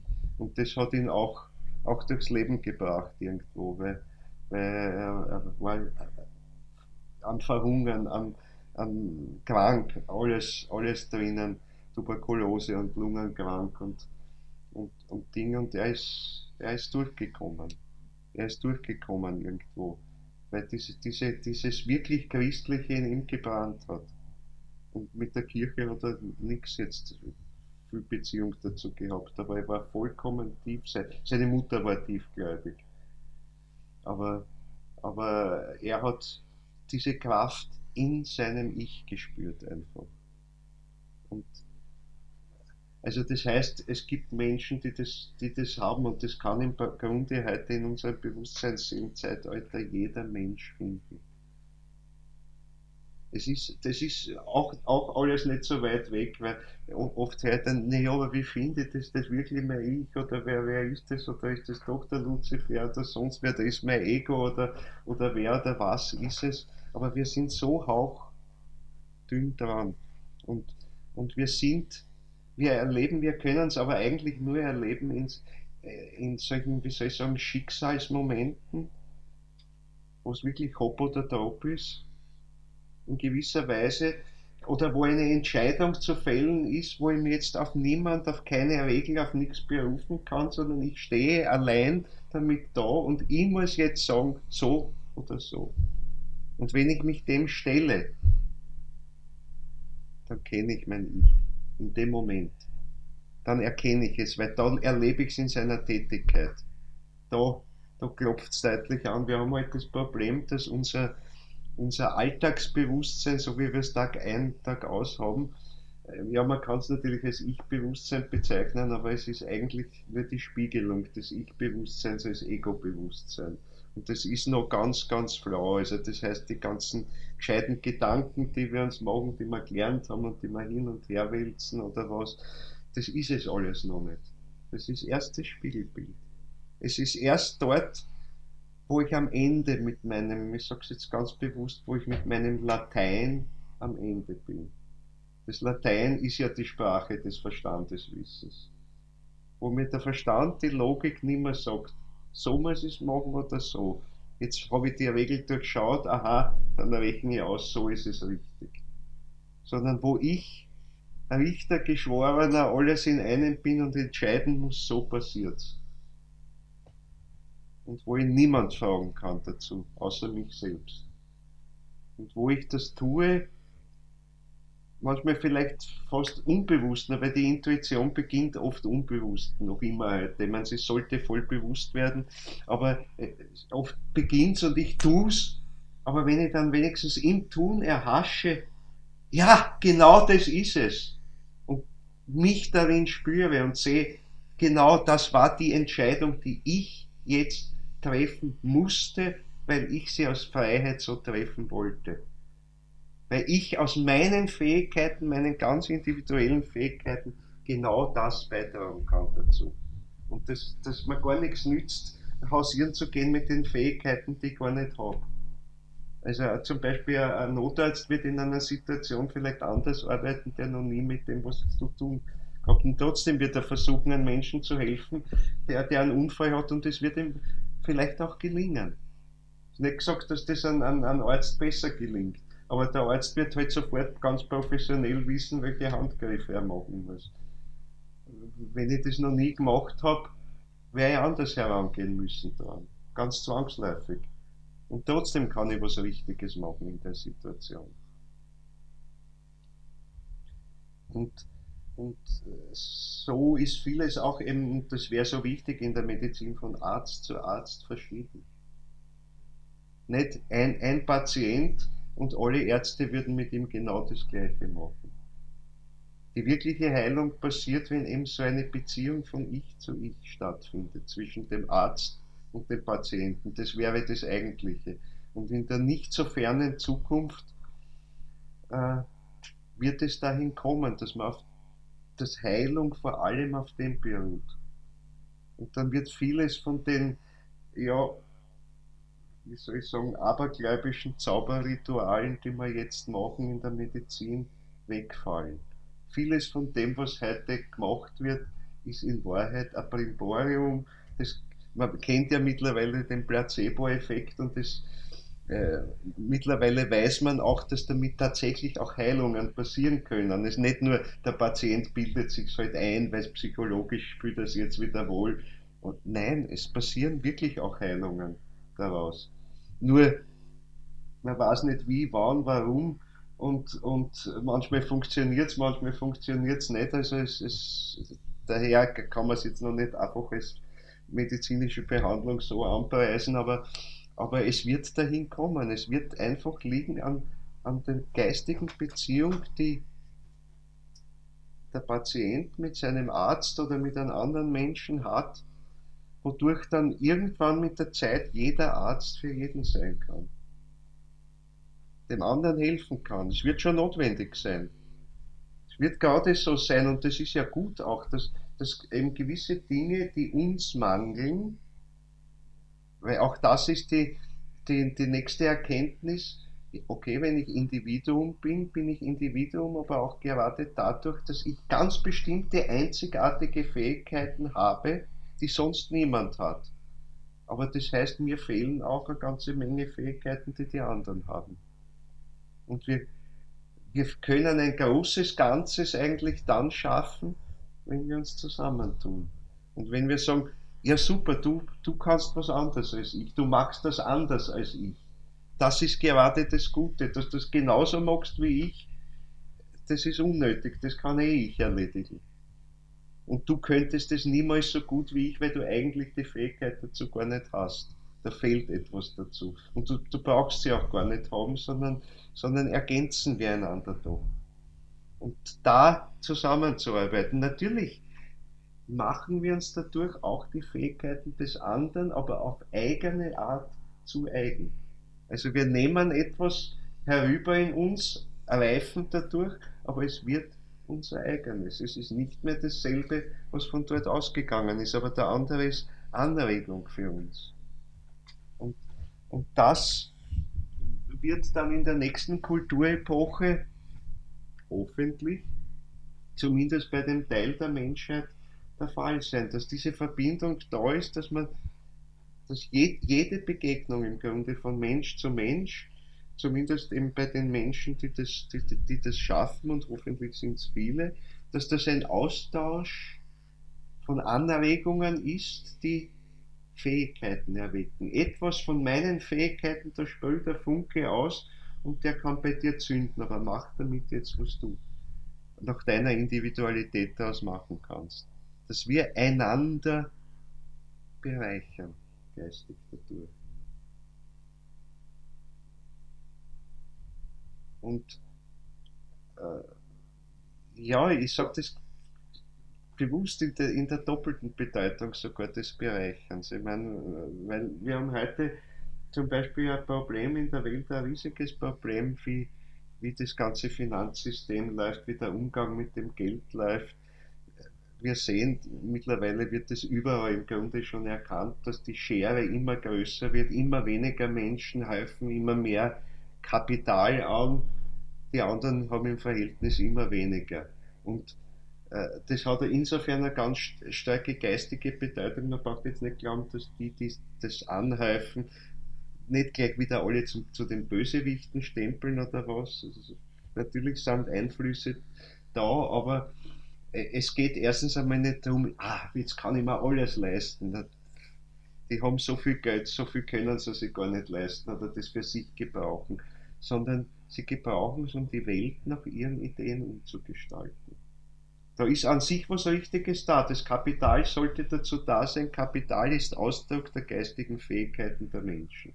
Und Kapital, Geldfluss bedeutet eigentlich, es sollte eben die äußeren Mittel dazu hinfließen zu dem Menschen, dass er seine Ideen für die Menschheit umsetzen kann, sie einbringen kann.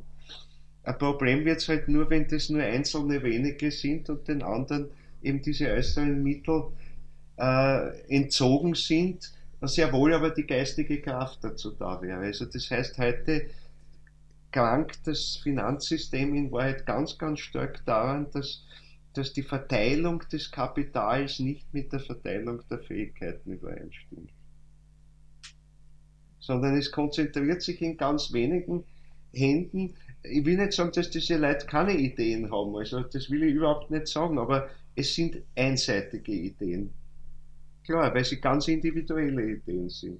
Es wäre ganz was anderes, wenn jetzt 7 Milliarden andere Menschen, und wir haben schon fast 8 Milliarden auf der Erde, ihre Ideen auch umsetzen können, die vielleicht ganz anders sind. Und heute ist halt das System, wie es so läuft, fördert halt gerade die Ideen, die wirklich durchaus schöpferischen Ideen, aber hauptsächlich die aus dem arimanischen Bereich kommen. Ich habe ja heute schon gesagt, wir brauchen sie. Also um die Technik zu entwickeln, und die Technik ist fast das Signifikanteste für unser Zeitalter. Die Geisteswissenschaft ist es leider noch nicht, in Wahrheit, wenn ich in die Welt hinausschaue. Also sie ist noch nicht zum kulturbestimmenden Faktor geworden, sollte es aber ehebaldigst werden, aber es ist bis jetzt noch nicht gegangen. Es ist bis jetzt also einfach nur gelungen, dass, dass diese arimanisch-technische, schöpferische Intelligenz, schöpferisch durch den Menschen, also der Ariman selber, muss man dazu sagen, ist nicht schöpferisch, aber wir können es sein. Aber trotzdem halt mit den arimanischen Mitteln. Und da ist was Begrenztes drinnen, aber durch den Menschen kommt trotzdem ein neuer Impuls hinein. Darum ist der Ariman so interessiert an dem Menschen, weil der Mensch bringt trotzdem noch was Neues hinein. Und der Ariman sorgt dafür, dass das sozusagen in seinen Mechanismus, in seine mechanistische Welt, könnte man sagen, also in sein totes Weltgetriebe, dass er das einverleiben kann. Das will er. Also jeder Erfinder heute schöpft aus dem Arimanischen, gibt aber, wenn er wirklich ein Erfinder ist, einen neuen Impuls dazu. Und der Ariman ist glücklich darüber. Und der Ariman kann seinem Reich aber nur dann einverleiben, wenn dem Menschen, der diese arimanische Inspiration hat, seinen schöpferischen Impuls aus dem Ich dazu gibt, aber nicht erkennt, dass er schöpferisch da tätig ist. In dem Moment, wo er das nicht erkennt, gehört zum Ariman. Hurra! Und es schwächt zugleich die Ich-Kraft des Menschen, es kommt dazu. Weil ihm etwas entzogen wird, was eigentlich sein Werk ist, aber jetzt selbstverständlich einverleibt wird dem arimanischen Reich, und plötzlich ist es arimanisch geworden. Und damit wird etwas von Ich-Kraft abgezogen. Also die Kunst ist heute, großer Erfinder zu sein, zu sagen, ich bin voll begeistert von der Technik, ja, super, mach es, aber wisse, von wo die Quelle ist, die dir diesen Funken gibt, dass das Neue hineinkommt. Und wenn du dir dessen bewusst bist, ist die Wirkung eine komplett andere. Eine komplett andere. Also das heißt, als allererstes müssten eigentlich die großen Erfinder oder auch die großen, ja, die reichen Leute der Welt, die diese Sachen fördern, die müssten eine Ahnung davon kriegen, wer sie wirklich selber sind. Das wirklich wirklich da einmal einen Impuls zu kriegen. Und es ist aber gerade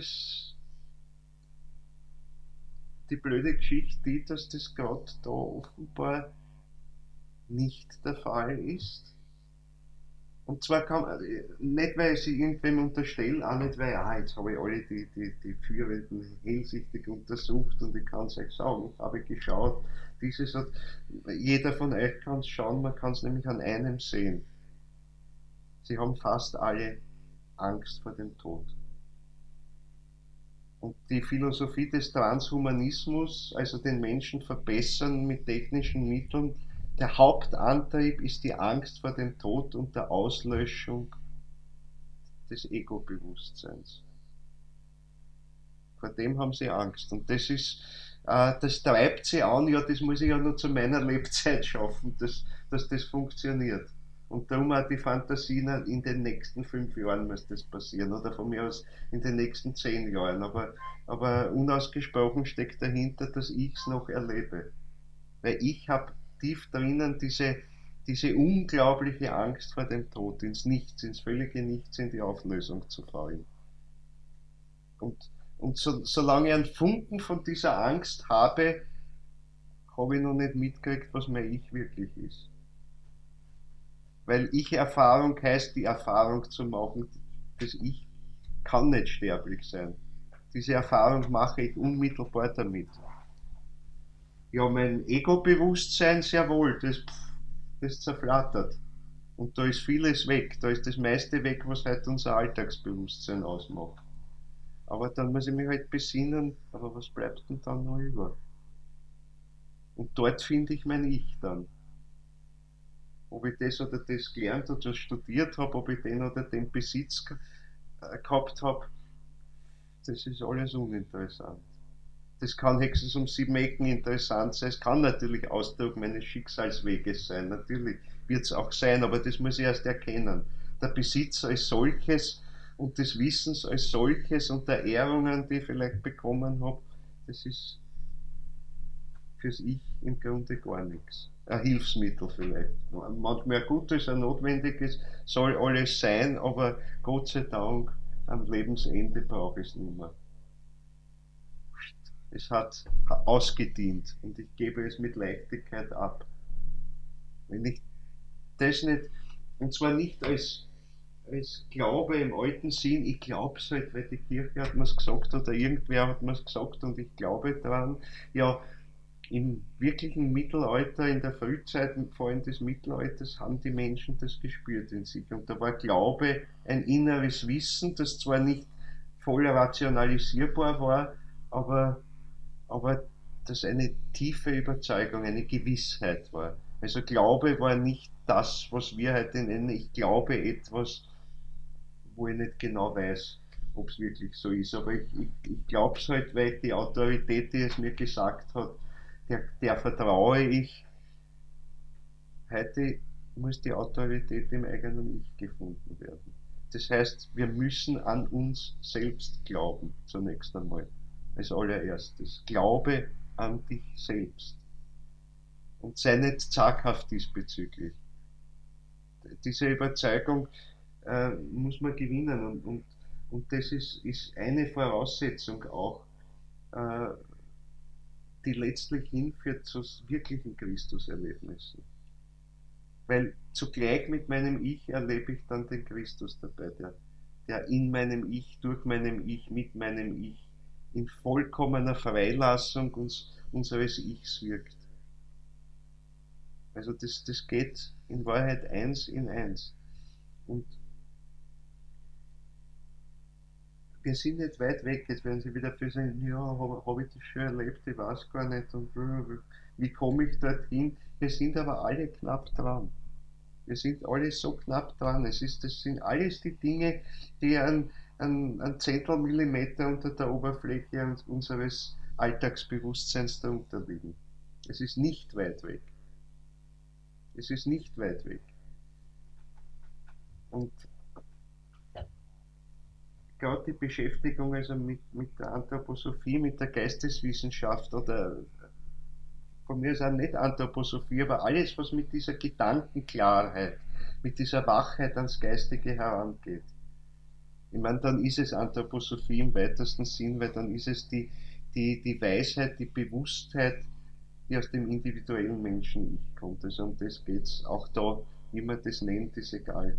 Steiner hat irgendwann mal selber gesagt, am liebsten hätte die Anthroposophie jeden Tag anders nennen, nur damit niemand glaubt, das ist ein starres System. Also damit man immer wieder es neu greifen muss, neu denken, neu erleben muss. Genau das ist es. Also es geht darum, ja, wie soll ich sagen, diese geistige Trägheit loszuwerden. Das ist jetzt ein böses Wort, aber wir können intellektuell sehr rege sein und sehr gescheit sein und trotzdem geistig schlafen. Geistig schlafen. Gibt es ja die schöne Szene in den Mysteriendramen, äh, wo die Menschen gezeigt werden in Arimans Reich, alle schlafen. Nur der Dr. Strader, der Techniker, der Wissenschaftler, der durchaus sehr rational denkende Mensch, aber eben doch um sein Ich ringende Mensch, der ist zumindest, er wacht auf ein bisschen in dieser Welt. Ja, er weiß, es ist kein Traum, was ich jetzt erlebe. Ich bin in einer anderen Welt und er kriegt mit, was da passiert. Und er erlebt auch die anderen Menschen, die aber schlafen. Vollkommen, die nicht mitkriegen und die halt dann offen sind für die Einflüsterungen Arimans. Das ist ein vollkommen reales Bild, wie es da gezeigt wird in den Mysteriendramen. Das passiert heute weltweit. Und es passiert halt vor allem, das ist das Tragische, ganz besonders bei den Menschen, ja, interessanterweise, äh, die viel Macht und Geld in der Welt haben. Ja, warum natürlich? Ich meine, dass Menschen so einen großen Einfluss haben, zeigt einerseits schon einmal, dass sie durch ihre früheren Inkarnationen sich sehr viele Fähigkeiten mitbringen. Da ist etwas da. Und es fehlt aber eben offensichtlich das, was sie zu dem ganz vollwachen Ich-Bewusstsein führt. Und dann sind es gerade also Menschen, die haben große Fähigkeiten eigentlich ihrem Ich, aber erkennen das nicht. Erkennen ihr Ich nicht so hundertprozentig. Sind also, haben diesen Christusimpuls noch nicht in der vollen Stärke verspürt. Er ist natürlich, weil er lebt in jedem Ich-Menschen, aber sie sind mit dem Bewusstsein dem Christus in Wahrheit noch nicht in sich begegnen. Ich meine nicht damit Schauen des Christus, aber diese, diese innere Begegnung damit. Und die ist anders als dieses Ego. Ich meine, die Menschen, die jetzt mächtig sind, sei es durch ihr Geld oder durch die politische Macht, die sie haben, äh, sind natürlich auch sehr gefährdet durch die Widersacher. Die Widersacher stürzen sich ganz besonders auf Menschen, die hohe Begabungen mit sich bringen. Und tun natürlich alles dazu, dass sie aber nicht zu ihrem Ich erwachen.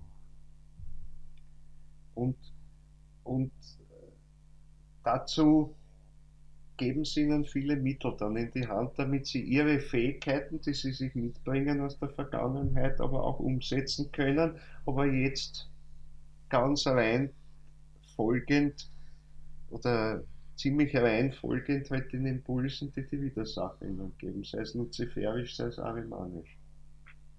Und dann verbindet sich Äh, und das kann man häufig bemerken heute, eben diese Fähigkeit im technisch-organisatorischen, im wirtschaftlichen, Wirtschaft hat sehr viel mit Organisieren immer zu tun, Logistik, die dahinter steckt, und diese Dinge äh, zu verbinden mit einer echten Begeisterung für diese Technik.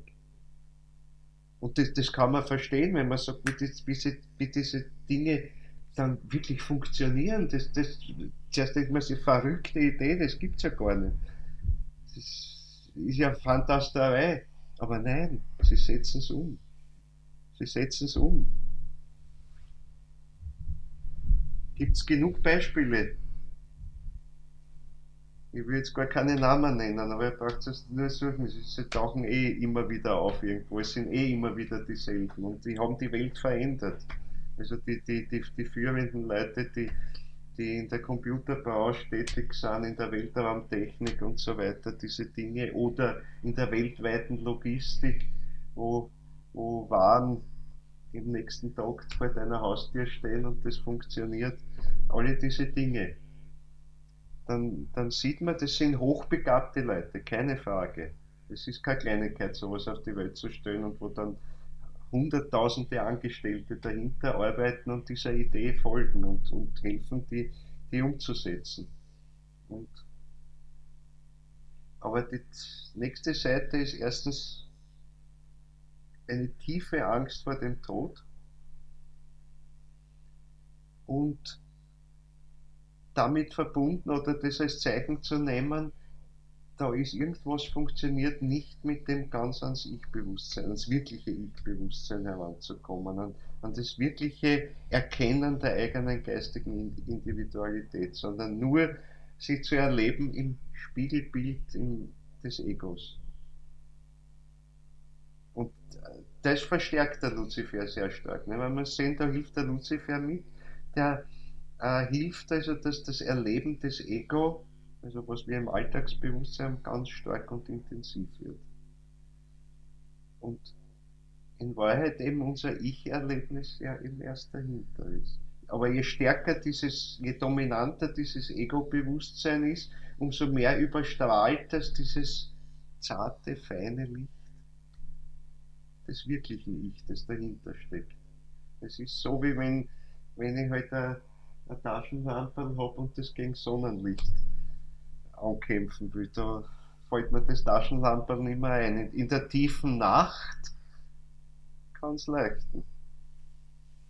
Aber, aber da sorgt also gerade der Luzifer sehr dafür, dass er sein luziferisches Licht darüber breitet und dadurch dieses wirkliche Leuchten des Ich nicht sichtbar wird. Da muss der Luzifer ganz deutlich mithelfen.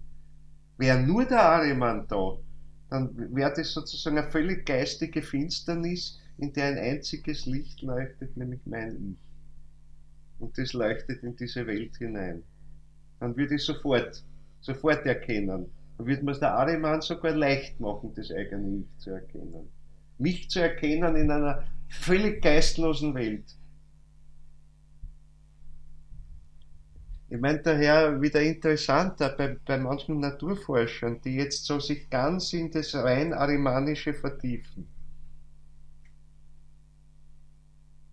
ist andererseits die Chance da, dass sie genau daran ihr Ich erkennen.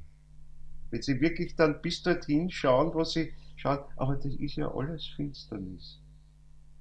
Woher kommt denn jetzt das Wirkliche? Ah, ich bin aber nicht diese Finsternis. Ich würde gar nichts erkennen von der Finsternis. So finster ist es, wenn ich nicht mein Licht mitbringen würde. Und, und dann, das wird die Naturwissenschaften verwandeln. Das wird auch die Technik verwandeln, wo das da ist. Aber gefährlich wird es dort, wo der Luzifer dazukommt und jetzt einfach das Licht des Egos so stark macht, dass das mein Ich-Punkt dann, mein kleines Lamperl äh, überstrahlt. Weil der Luzifer hat schon ein großes Licht, keine Frage, und unser Licht ist noch klein. Es ist durchaus hell und stark, aber es ist ein Punkt dann noch, ein ziemliches. Und das übersieht man gerne, das Punkt dann. Und wir merken es im Alltagsbewusstsein im Grunde überhaupt nur mal zunächst durch seine Abwesenheit. Ich habe oft das Bild gebraucht, schon in den Vorträgen jetzt da. Das Ich ist so wie das schwarze Loch in einer weißen Wand. Ich sehe dadurch, dass dort nichts ist. Ein Loch und keine Ahnung, wo das hingeht sozusagen. Das sehe ich nicht. Aber ich sehe, da ist die weiße Wand, da ist ein Lückel drin. Und dort ist mein Ich. Ich erkenne da gar nicht, wie es ist oder was, aber dass es ist, wenigstens. Das ist schon mal der Anfang. Also dort müssen wir anfangen, bei dem Licht und, also bei dem Loch eigentlich und dann lernen, uns geistig so erwegsam zu machen, dass wir uns durch dieses Loch durchwursteln und dann hoppla, dann stehen wir in dem strahlenden Licht in der Sonne, die unser wirkliches Ich ist.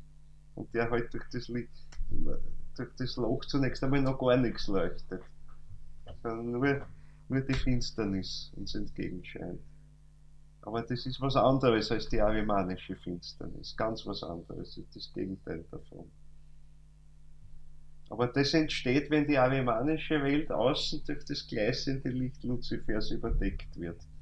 Dann, dann habe ich zwar durch den Ariman die technischen Fähigkeiten, die organisatorische Begabung und ich habe vom Luzifer diese, diesen Enthusiasmus, aber diesen luziferischen, diesen fanatischen Enthusiasmus. Und mich zu fühlen als der Retter der Welt geradezu, als der, auf den die Welt gewartet hat, dass ich ihr das schenke. Ja, die Welt hat auf dich gewartet, aber halt in einer anderen Form vielleicht. Und du könntest noch viel Größeres vollbringen, wenn du dein wirkliches Ich schauen könntest drinnen. Und dann müsstest du überwinden als erstes diese Angst vor dem Tod. Und daher, und das ist auch der Grund, warum halt dieser Abgrund, diese Hölle, wenn man es so nennen will, oder die Unterwelt oder wie immer man es nennen will, warum die in so schrecklichen Bildern gezeigt wird, ja, weil wir müssen halt den Mut aufbringen, dort hineinzugehen. Den Mut aufzubringen und zu sehen halt die Widersacherwelt in ihrer wahren Gestalt. Weil sie verbergen sich heute als unter den schönsten Bildern einfach. Und also der Ariman halt unter der bestechenden Logik, wo man sagt, na, jeder Mensch, der das liest, muss verstehen, dass es so ist. Das ist so logisch, so klar, das ist wie eine mathematische Rechnung, so präzise, es kann nicht anders sein. Und alles kann anders sein. Und nicht nur es kann, es ist anders. Es ist nicht die ganze Wahrheit. Ich meine, selbst in den Naturwissenschaften, in der Physik, wo die Formeln, wo sich das ganze Gebäude selbst trägt und Ding, es ist aber trotzdem nicht fertig. Da ist viel Gutes drinnen, aber da ist auch viel Arimanisches drinnen. Und, und, und die Welt wird erst dort dann richtig, wo etwas auftaucht, was nicht berechenbar ist.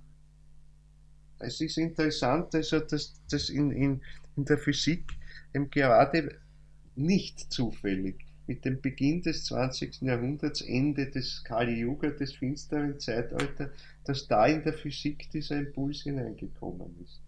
Mit der Quantentheorie, auf der beruht zwar die ganze moderne Elektronik einerseits, aber andererseits ist genau der Impuls hineingekommen, die vollkommene Berechenbarkeit hat ihre Grenzen.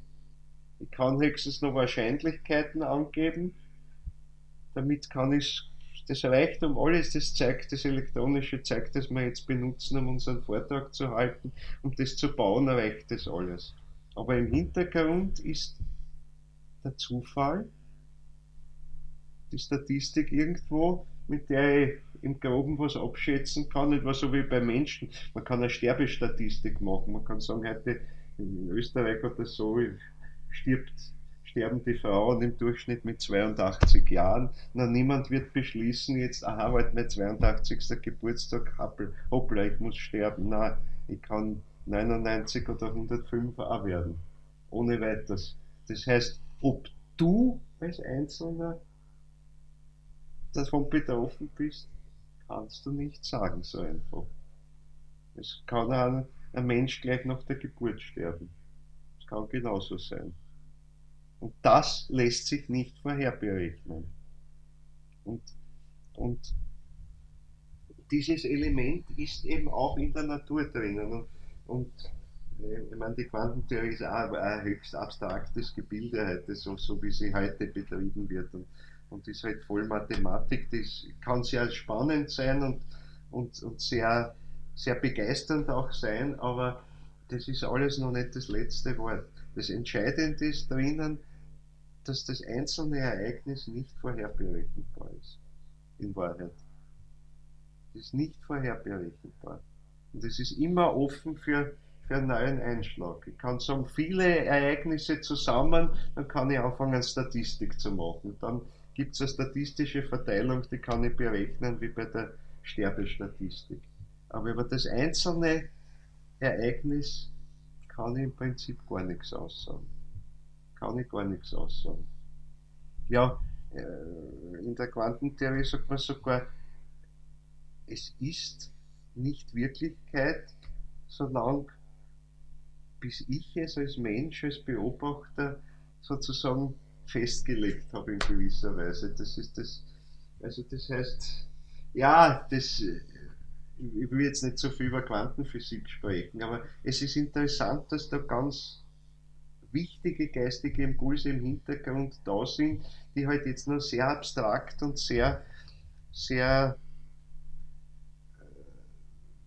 wie soll ich sagen, mathematisch-technisch verpackt sind, irgendwo so, dass man die Geistigkeit, die eigentlich dahinter steckt, noch nicht merkt. Aber das ist ein erster Schritt auf dem Weg, also wo auch sich das naturwissenschaftliche Verständnis ändert. Und es ist mittlerweile im Weitergehen, es greift auf die Biologie mittlerweile über.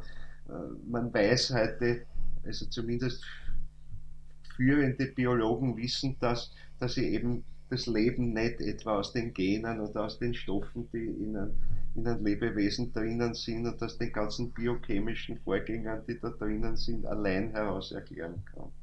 Sondern dass da der Einfluss der ganzen Umwelt mit eine Rolle spielt. Und bis hinauf weiß man mittlerweile zu kosmischen Einflüssen. Also Chronobiologie weiß das sehr deutlich, dass zumindest Tag- und Nachtrhythmen, Mondrhythmen eine Rolle spielen. Niemand, kein Naturwissenschaftler dürfte heute mehr sagen, nee, der Mond ist ein alter Aberglaube. Also das wird heute tatsächlich untersucht und man sieht auch, dass daher nicht vorherberechenbar ist, was passiert.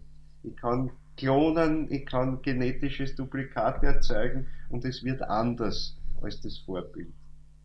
Trotzdem die Gene eins zu eins identisch sind, aber das ist einfach ein Splitter von vielen und, und das sagt noch nicht alles aus.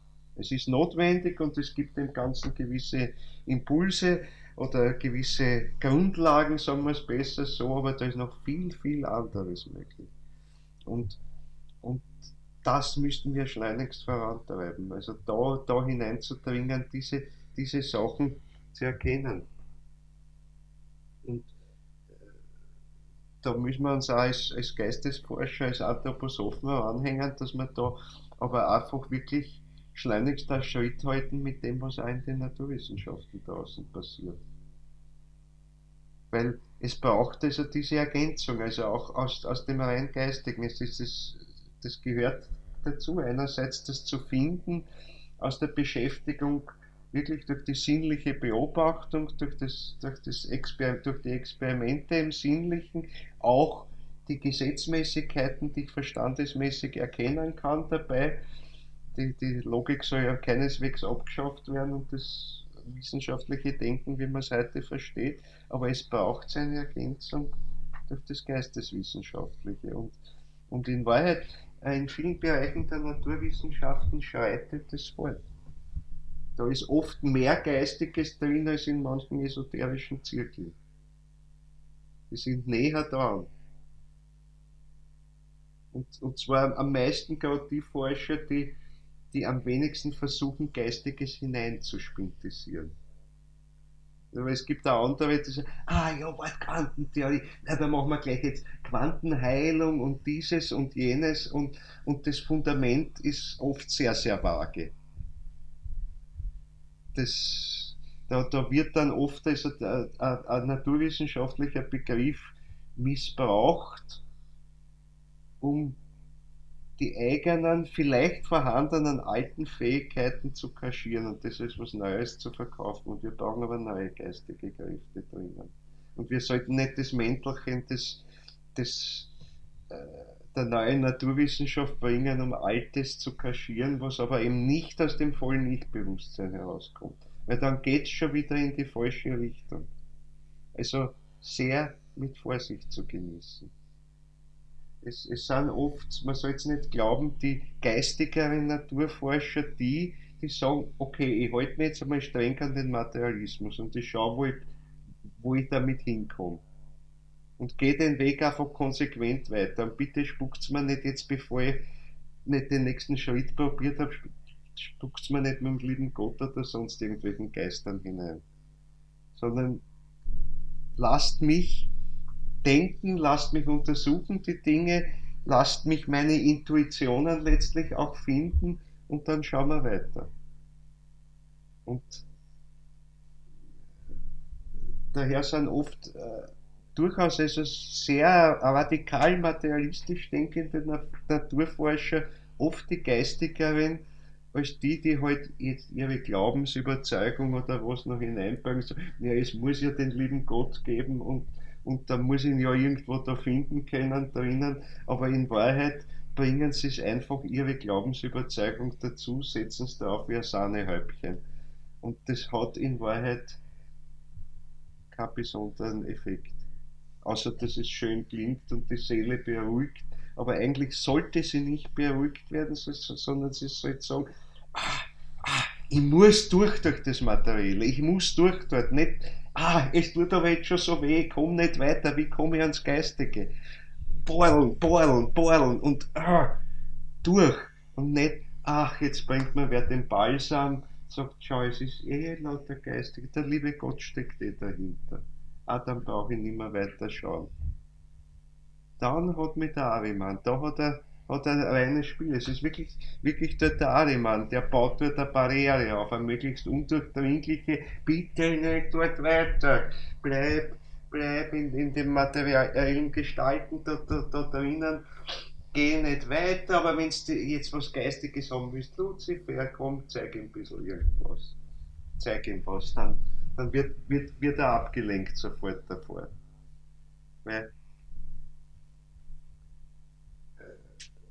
das Eigentliche ist eben, dass wenn wir die Tiefen des Arimanischen durchschauen, kommen wir ja letztlich bis zu der Quelle, aus der das gekommen ist. Ich meine, die arimanischen Wesen sind nicht eigentlich die Bösen, sondern, wie wir es oft schon gesagt haben, sie wurden zu dieser Rolle bestellt und haben dadurch ihre bestimmten, weil sie bestimmte Eigenschaften hatten, die geeignet dafür waren und hat man ihnen das übertragen und hat ihnen aber auch viele Fähigkeiten entzogen, damit sie eben richtig Widerstand uns bieten können. Und, aber das ist zugleich auch eine Opfertat, also ein Opfer oder jedenfalls das da ist. Und wenn wir so aber Naturwissenschaft betreiben, dass wir das Arimanische erkennen, durchschauen, aber durchblicken können durch das Ganze, auf die geistige Quelle, aus der auch das Arimanische letztlich gekommen ist und auf den Sinn stoßen, warum es gekommen ist und drinnen sein muss in der Welt, um unserer Freiheit willen und um der Freiheit letztlich des ganzen Kosmos, weil das ist das, was wir hinaustragen. Wir tragen das so weit in den Kosmos hinaus, unsere Freiheit, dass einmal ein neuer Kosmos entsteht, der von Haus aus diese Freiheit als Grundelement in sich hat und damit die Fähigkeit zur Liebe. Denn wirkliche Liebe ist nur möglich aus dieser Freiheit heraus. Das ist die wirklich geistige Freiheit. Das ist die Liebe, die nicht mehr ans Blut gebunden ist, die nicht gebunden ist an irgendwelche Begierden oder sonstiges, sondern, sondern die ganz aus der freien Zuwendung von Geist zu Geist entsteht. Und das wirklich als Naturgesetz sozusagen zu, zu verankern in der Natur, wobei der Ausdruck Naturgesetz eben dann ein Blödsinn ist, weil es ist eben kein Gesetz. Sondern das heißt auch, dass die Natur dann ihre Regeln verändern wird, schöpferisch verändern wird können. Noch ein Albtraum für die heutigen Naturforscher. Oh Gott, die Naturgesetze, was morgen ist es schöpferisch verändert, morgen ist es schon wieder anders. Na, da, da wird man ins Schwimmen kommen. Man sagt mit Recht, also das Naturgesetz gibt unserer Welt die Stabilität, so wie sie jetzt ist. Und, und das ist auch gut so. Und wir Menschen sollen daran sogar arbeiten, dass das noch stabiler wird für die Zukunft. Daher gerade das Symbol des Festesten, des perfekten Systems, des perfekt räumlich-körperlichen, sogar der Würfel, das sehen wir dann als Musterbild für das neue Jerusalem. Weil das ist das, was wir mitnehmen. Dazu müssen wir diese Fähigkeit haben, damit haben wir dann alles ausgeschöpft, was aus der Vergangenheit kommt, das bringen wir als Geschenk da und jetzt mach Natur dann aus der Freiheit heraus was damit. Wir werden mitarbeiten als Menschen. Wir tun es ja jetzt schon. Aber, aber dazu müssen wir auch dieses Tote, dieses arimanische Reich erforschen. Aber uns nicht blenden lassen. Nicht blenden lassen. Also die, die, die Fallen sind so groß und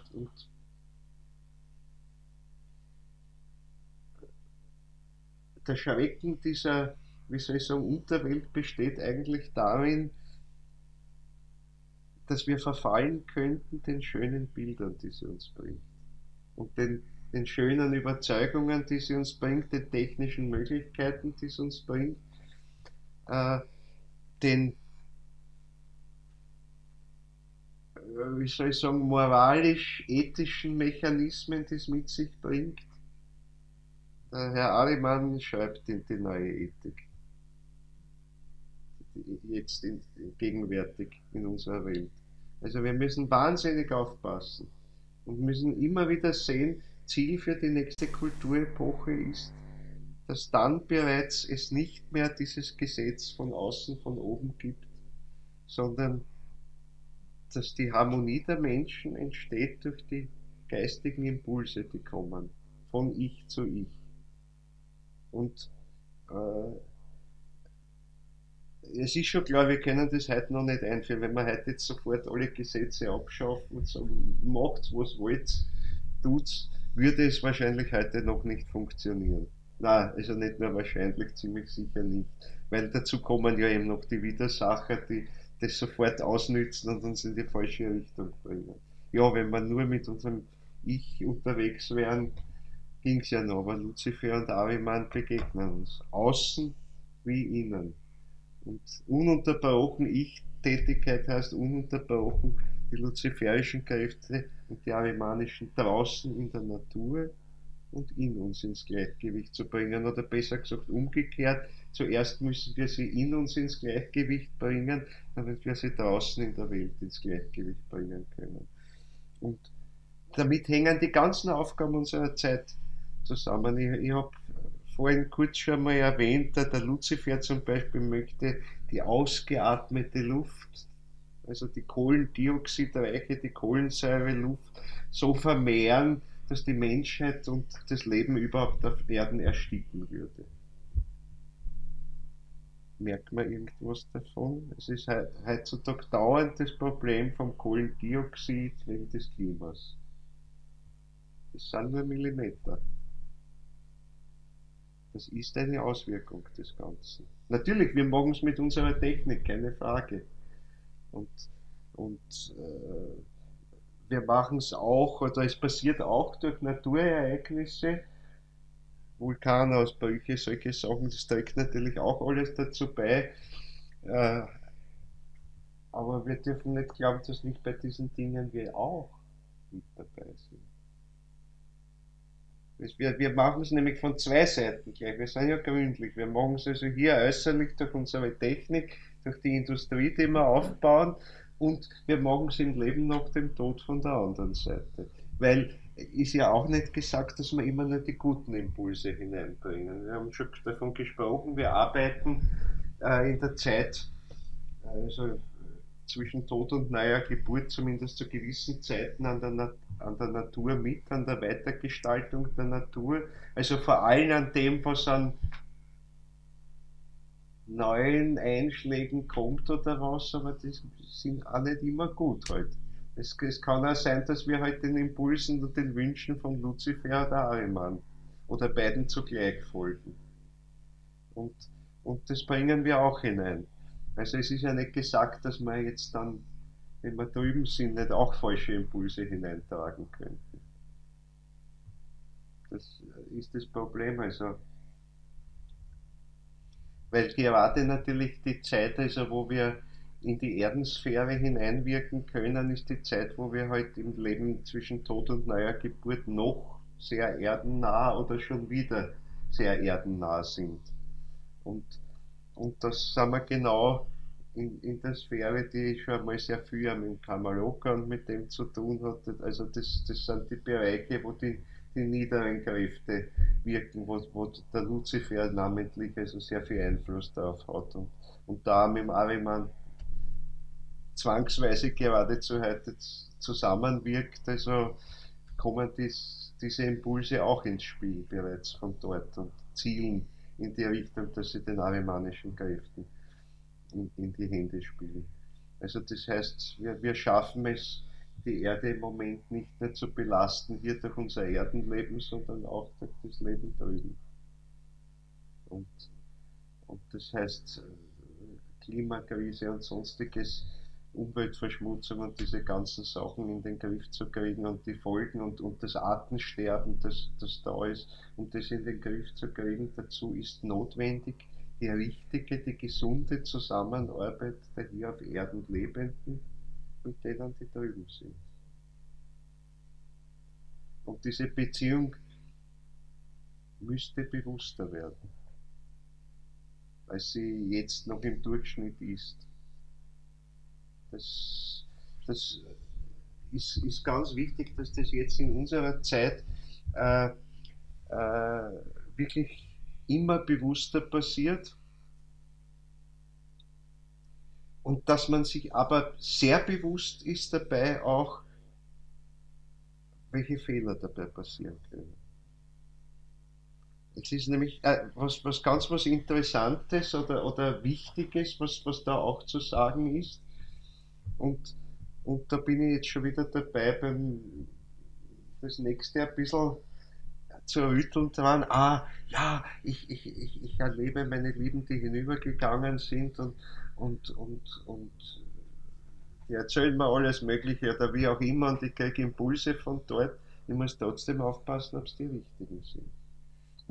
Und, und ich meine, wenn wir uns anthroposophisch schulen und das ernst nehmen und halt die ganzen Regeln beachten dabei, nämlich moralisch sich auch zu entwickeln, moralisch im Sinn nicht nach einer Regel, sondern sich selbst im Griff zu haben und zu unterscheiden, was kommt von Ich und was kommt vom Ego und was kommt von den Einflüsterungen der Widersacher. Wenn man das tut, ist man auf dem sicheren Weg, aber es kann sehr wohl also auch ganz ungute Beziehungen zwischen den hier auf Erden Lebenden und den Toten geben. Und das ist heute bei weitem das Überwiegende. Es ist nämlich so, dass im Grunde heute sehr häufig vorkommt, dass also solche, ja wie soll ich sagen, ungute Beziehungen zwischen den auf Erden Verbliebenen und den Verstorbenen da sind, die vielleicht beiden Seiten nicht voll bewusst sind oder gar nicht bewusst sind, aber wo es dann ganz schief läuft. Und der Grund ist der, dass der Mensch, also gerade wenn er durch die Kamaloka-Zeit durchgeht, ist er ja in dem Bereich der ganz niederen astralischen Kräfte. Und äh, er selber kann trotzdem in sich höhere Kräfte entwickeln, gar keine Frage. Aber was sehr leicht zu uns herunterkommt, herunterwirkt, sind, und was wir sehr leicht am viel leichtesten aufnehmen, sind diese niederen Impulse. Und, und gerade was den Menschen drüben als ein Ansporn für das Höchste geben kann, kann für das, was unterreflektiert werden, oft gerade die niedersten Instinkte ansprechen. Das ist, das betont also Rudolf Steiner ganz deutlich. Und das sind Dinge, die halt die Widersacher ausnutzen können, total, und schüren können. Aber ich meine, das hängt auch damit zusammen, und worüber wir auch schon gesprochen haben, die untersten Bereiche der Seelenwelt, der astralischen Welt, äh, überlappen sich mit den höchsten Bereichen der physisch-ätherischen Welt. Also gerade die obersten, die feinsten Ätherarten, die feinsten Lebenskräfte, Lebensätherkräfte zum Beispiel, also Lichtäther, Klangätherkräfte, Lichtätherkräfte, die vor allem, also diese drei vor allem, überlappen sich mit den untersten Regionen der Seelenwelt. Was heißt überlappen? Sie sind die andere Seite davon. Sie sind die andere Seite davon. Und, und während jetzt angenommen der Tote jetzt glücklich ist, herankommt an die Lebensätherkräfte, dann ist es da für uns das niedere astralische Kräfte. Und wenn das jetzt unmittelbar sich spiegelt im astralischen des zurückgebliebenen Menschen, auf Erden zurückgebliebenen Menschen, dann kommen gerade die Sachen rein, die der oben los wird. Und das heißt, die Gefahr ist sehr groß, dass wir gefüttert werden mit den, naja, wie soll ich sagen, mit den karmischen Verfehlungen, mit den Sachen, die der oben schlecht gemacht hat, die er ablegen muss in der Seelenwelt, in der Astralwelt, und die jetzt zumindest zum Teil, äh, zumindest in ihrer Kräftewirkung, in der Charakteristik ihrer Kräftewirkung, sich einmischen in das Seelenleben des hier auf Erden Verbliebenen. Wenn der nicht wach genug ist dafür. Und umgekehrt der Tote auch nicht wach genug ist. Ich meine, es bedingt beide, aber heute ist ja oft so durch das materialistische Zeitalter, das wir haben müssen, um die Bewusstseinsseele zu entwickeln, als Grundvoraussetzung einmal dazu, aber halt nicht stehen zu bleiben dabei, sondern weiterzugehen. Aber es ist halt so, dadurch schlafen aber viele Menschen für diese Kräfte, sowohl herunten als auch dann im Leben drüber. Und das ist eine sehr, sehr unheilige Verbindung dann. Also die Verbindung von geistig nicht wachen Menschen auf Erden mit geistig nicht wachen Menschen, die hinübergegangen sind, das ist eine der schlimmsten Dinge, die es geben kann. Und ohne entsprechende Hilfe von anderen Menschen, die diese Situation erkennen und die da vielleicht helfen, sowohl für die Hüben wie drüben äh, eingreifen können, Impulse geben können, also nicht eingreifen, indem sie die Freiheit dieser Menschen beschneiden, aber indem sie ihnen eben Impulse geben, selber das zu erkennen, was da für ein Spiel läuft. Das sind also Tore für die schlimmsten Widersacherkräfte heute. Und, und diese Dinge werden auch und können auch missbraucht werden, wirklich von Menschen, die oder ja in Verbindung mit den Widersachern, wo es also dann wirklich eben in die Richtung der schwarzen Magie geht. Also wo dann massiv also daran gearbeitet wird, dass geistige Impulse aus der regulären geistigen Welt, wenn man so will, herausgerissen werden, einverleibt werden, zunächst einmal halt den arimanischen Mächten, aber mit dem Ziel, es wirklich so ins Materielle hineinzubringen, dass das letztlich in diese sogenannte achte Sphäre, in der Welt dieser Wesenheiten, die hinter dem Sorat-Prinzip stehen, gezogen wird. Und, und, und das Ziel ist ja dieser Sorad-Wesenheiten eigentlich einen Art unsterblichen materiellen Kosmos, perfekten materiellen Kosmos hervorzubringen, der dann nicht mehr in unserem Sinne vergeistigt werden kann, sondern der so viel als möglich an Geistigkeit absorbiert hat, materialisiert hat und in diesem Zustand verbleibt. Und verbleiben muss, weil er in gewisser Weise, und das ist das Verführerische, ich habe es immer wieder schon gesagt, indem er in gewisser Weise im materiellen Sinn eine perfekte Welt ist, die auch gar nicht mehr verbessert werden kann als materielle Welt, die nur verbessert werden kann, wenn sie also als materielle zerfällt, durchs Geistige durchgeht und dann ein neuer Kosmos mit ganz anderen Gesetzmäßigkeiten, eben mit der Gesetzmäßigkeit der Liebe und der Freiheit entsteht. Und das ist dort die größte Gefahr. Liebe und Freiheit ist dort das größte Gefahr für diese Wesenheiten, die hinter dem Sorad-Wesen stehen, nämlich nicht für sie selbst, aber dass ihr Werk nicht gelingen könnte, nämlich so viel wie möglich herauszureißen aus unserer Welt. Und, und die Impulse sind ganz stark und manches von dem, was jetzt passiert, ist eben angetan, bereits da Dinge herauszureißen. Wir wissen, es kann noch immer umgewendet werden und es kann noch sehr vieles gerettet werden, aber es hat das Tempo von dem, was herausgerissen werden könnte, dauerhaft, das Tempo hat zugenommen in die Richtung. Also da wird im Moment massiv herausgerissen.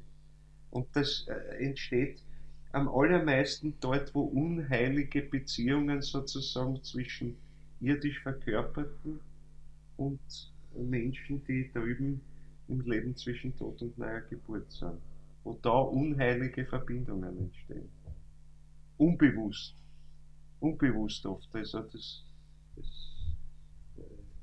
meine, es gibt natürlich, wie gesagt, dann Eingeweihte, alemanisch oder sagen wir jetzt einmal alemanisch Eingeweihte,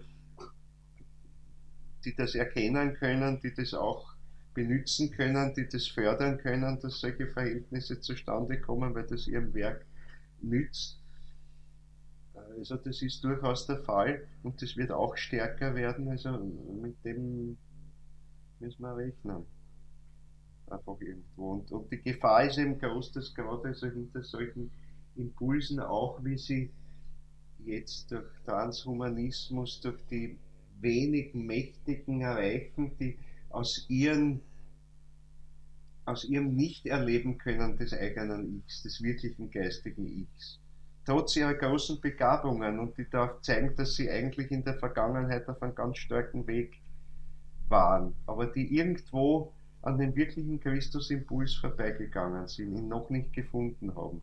Und, und gerade Menschen, die in der Vergangenheit hohe Begabungen hatten, aber es dann aus irgendeinem Grund nicht geschafft haben, an den Christusimpuls heranzukommen, da ist die Gefahr, dass sie, ohne es zu wissen, also total zu Werkzeugen der Widersachermächte werden. Also, und das heißt, eine riesige Aufgabe wäre, also diesen Menschen das Bewusstsein dafür zu wecken, Impulse zu geben, dass sie das erkennen können. Wahnsinnig schwer, aber das wird notwendig sein. Aber wie kann es passieren, indem dieses Wissen, dieses Bewusstsein für das Ich halt bei mehr und mehr Menschen auftaucht? Irgendwann ist es nicht mehr zu übersehen, dass da was anderes ist, dass da etwas anderes ist, dass da Menschen sind, die auch Begabungen, alle möglichen haben, ein Ding, aber da ist noch was anderes dabei. Da ist noch etwas anderes. Anders dadurch, dass sie sich ihres Ichs und der Verbindung des Ichs mit dem Christus voll bewusst sind, dass sie daher eben zum Tod eine ganz andere Beziehung haben. Dass sie, ja, eigentlich den Tod als Begleiter ihres Lebens, und zwar als guten, notwendigen Begleiter ihres Lebens sehen, als Freund sehen, als der ihnen letztlich ihre geistige Entwicklung ermöglicht. Der ist es ja. Wir entwickeln uns dadurch, dass wir immer wieder durch diesen Rhythmus durchgehen, irdische Verkörperung, dann Leben zwischen Tod und neuer Geburt, Aufstieg bis über die Grenzen, über die räumlich-zeitlichen Grenzen unseres Kosmos hinaus und von dort wieder zurück zur nächsten Inkarnation abzusteigen. Und, und aus dem heraus reift das Ich immer wieder. Und dann wäre es absurd, Angst zu haben vor dem Tod. Und nicht verstehen zu können, wie geht das. Und so fest glauben zu können, ja, das Ich, das was ich da, das Tod ist weg, löst sich auf, kann nicht anders sein. Das Problem ist, dass das heute bei vielen führenden Menschen auch eine Art Denkzwang ist. Dass es anders nicht sein kann, weil die äußere Beobachtung zeigt mir nichts anderes. Ich meine, ja, der Mensch stirbt, der Leichnam zerfällt früher oder später und ich finde ihn nicht mehr. Er ist weg. Er ist weg. Obwohl er vielleicht ganz nahe ist und schon unterbewusst sich mit mir verbindet und mir Impulse gibt. Aber jetzt in dem Fall unheilige Impulse. Weil weder dem Toten drüben noch mir das in meinem vollen Ich-Bewusstsein klar wird, was da eigentlich abläuft. Weil auch das ist so, also dass gerade Menschen, die heute viel zu sagen haben, viel zu entscheiden haben in der Welt und eben auch die finanziellen Mittel haben, das umzusetzen, dass da eben auch solche Verbindungen mit der Rolle spielen.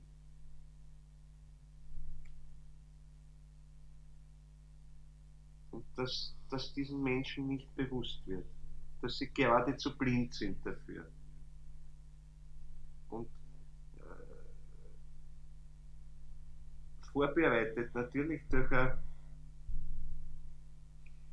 dieses materialistische Zeitalter, das wir haben, aber teilweise wirklich systematisch in manchen Fällen, und da kommen wir jetzt wirklich auf das, dass es natürlich auch, wie soll ich sagen, Logen oder Leute gibt, Eingeweihte gibt von der schwarzmagischen Seite her, die so etwas fördern.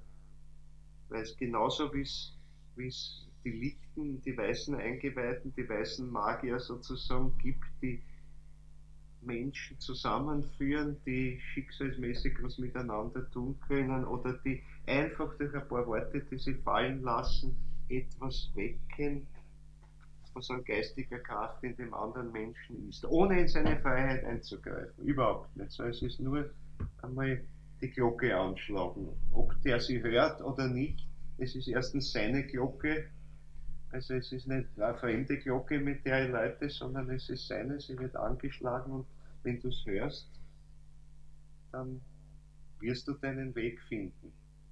Dann hast du einen Anstoß dazu. Also solche Anstöße zu geben ist wichtig,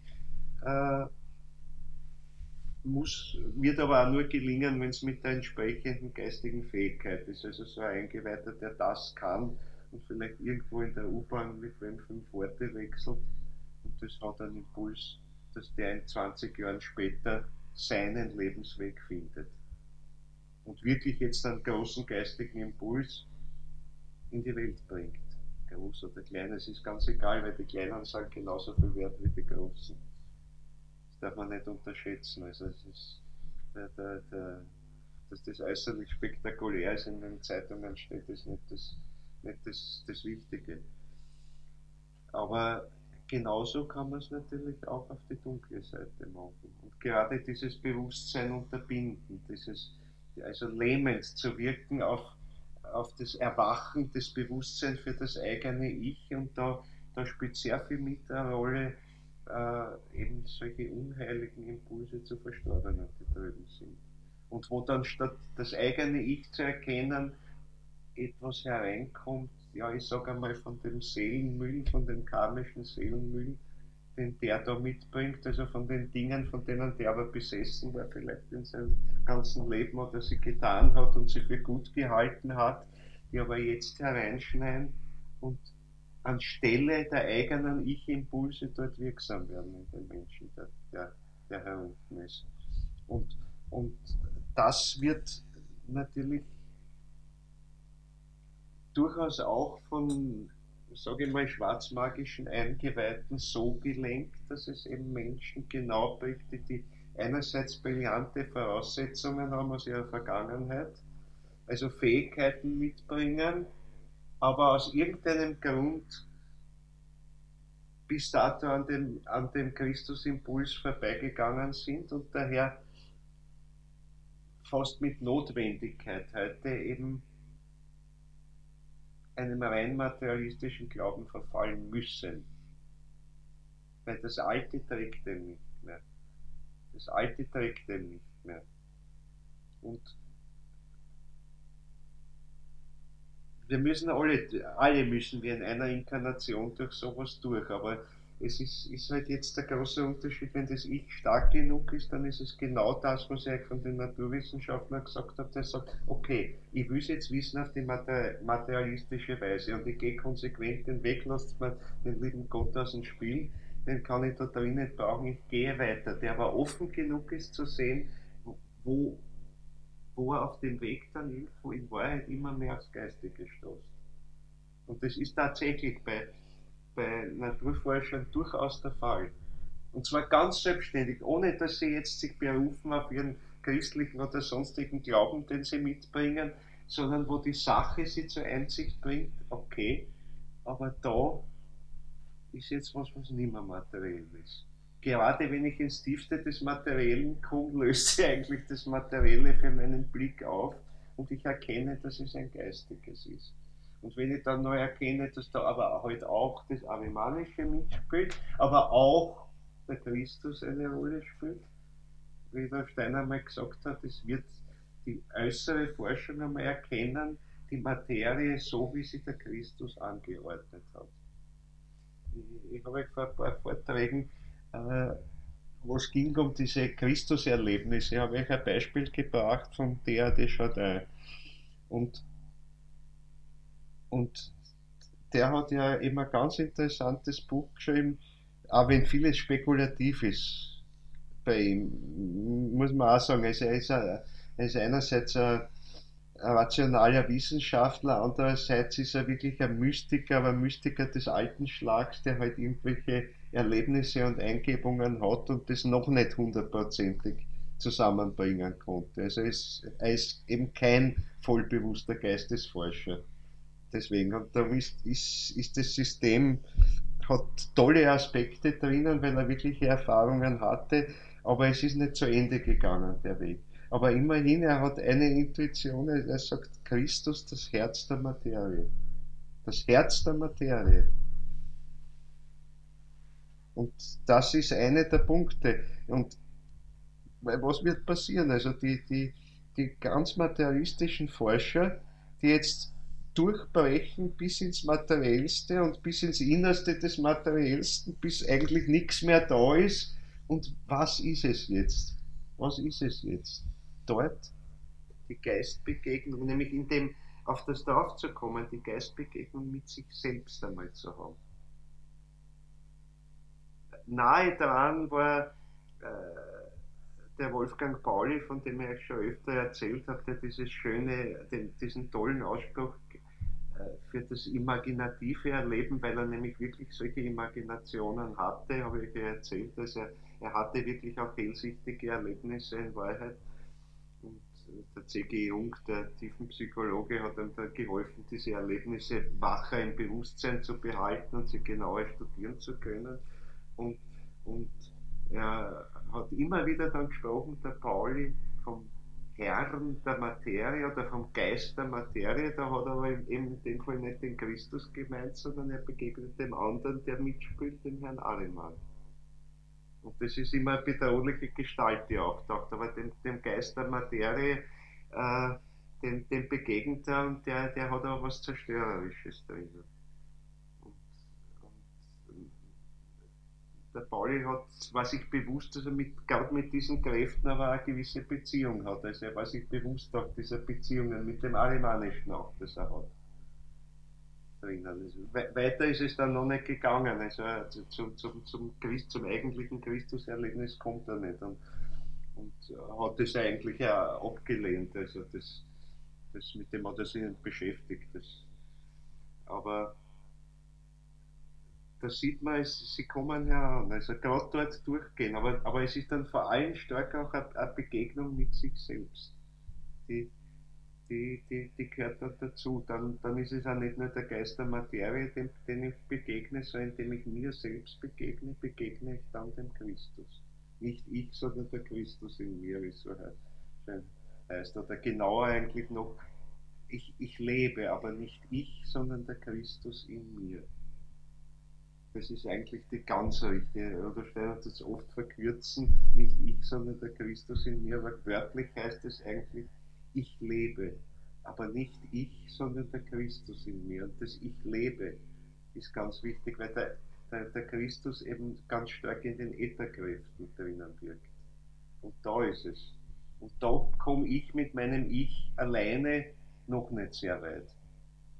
Anfänglich, ja sicher, wenn ich einen bewussten geistigen Schulungsweg gehe und wirklich eine entsprechende Einweihung durchmache, dann bekomme ich eine gewisse Verfügung über diese Ätherkräfte bereits. Aber das ist alles noch sehr anfänglich. Also da fängt es an, dass wir das zurückbekommen, was wir mit dem Sündenfall verloren haben. Also die Herrschaft über die höheren Ätherkräfte. Also Lebensäther, Klangäther, Lichtäther haben wir so ein bisschen zur Verfügung schon jetzt, aber voll auch noch nicht. Aber vor allem im Lebensäther und Klangäther. Der Baum des Lebens.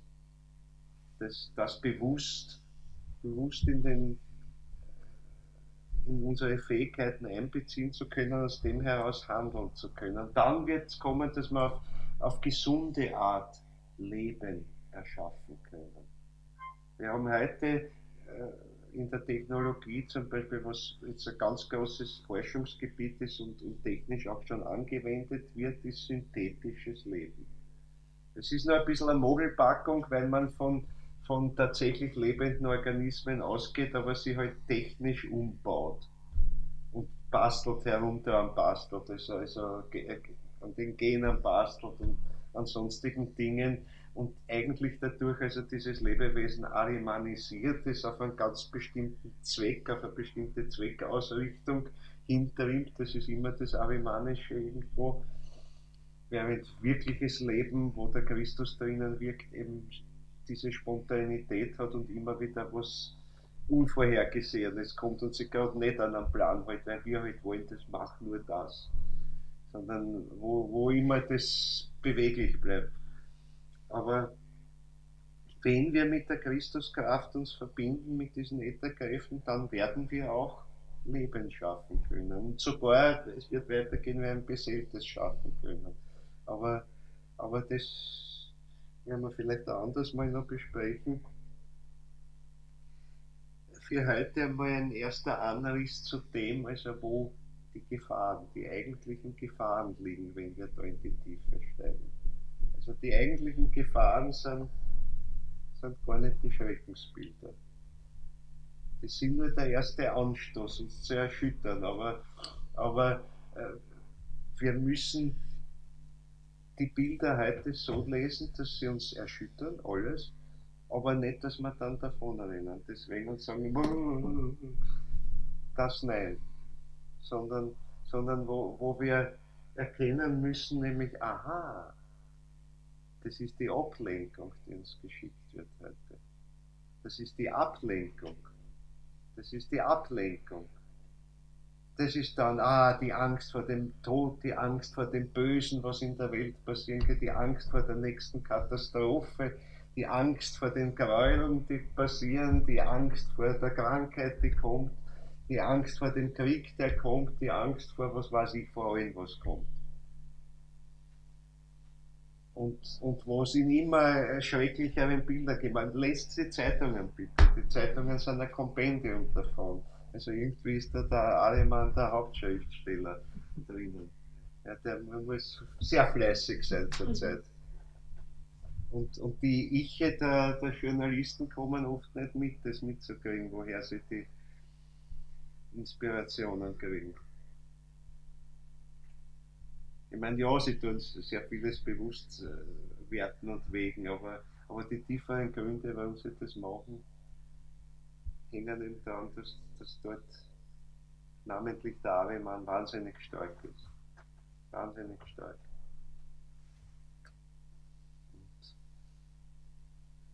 Also, das heißt, wir müssen vorsichtig sein, wo wir überhaupt die Widersacher zu suchen haben. Oft gerade nicht dort, wo wir es als erstes glauben, sondern das sind immer die Ablenkungsmanöver. Und das wird heute einfach generalstabsmäßig genial gemacht, weil eben die riesige Intelligenz Arimanns dahinter steckt.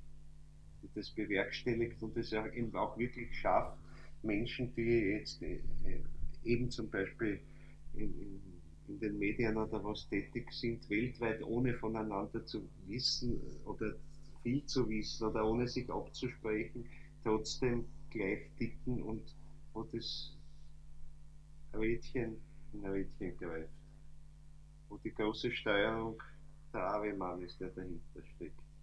Der halt dem die richtigen Inspirationen gibt. Und wo äußerlich sie vielleicht total im Clinch liegen miteinander und bekämpfen miteinander, bis zum brutalen Krieg miteinander bekämpfen und in Wahrheit beide genau demselben Herrn dienen.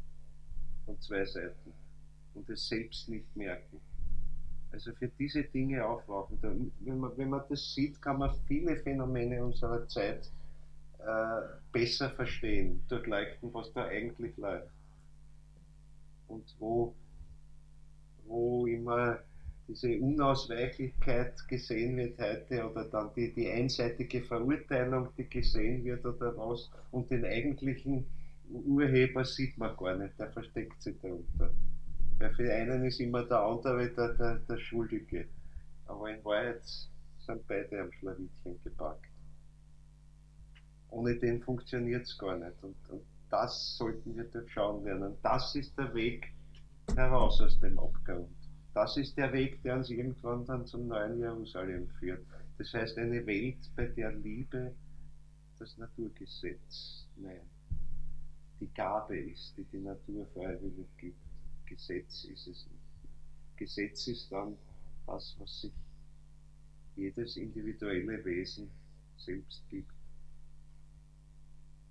Dort sollte man hinsteuern und das seht ihr, da kündigt sich schon natürlich die Kraft auch, mit der wir den Abgrund nicht nur überwinden, sondern auflösen können oder zu einem gewissen Grade auflösen können und hoffentlich in der ferneren Zukunft zu einem hohen Grade noch auflösen können. Wir haben noch einige Zeit dazu, aber trotzdem ist Handlungsbedarf hier und jetzt gegeben. Weil wenn wir jetzt Schritte versäumen, dann wird es sehr, sehr, sehr viel schwieriger in der Zukunft. Also jetzt heißt wirklich hier, heute, noch in den nächsten Minuten sozusagen.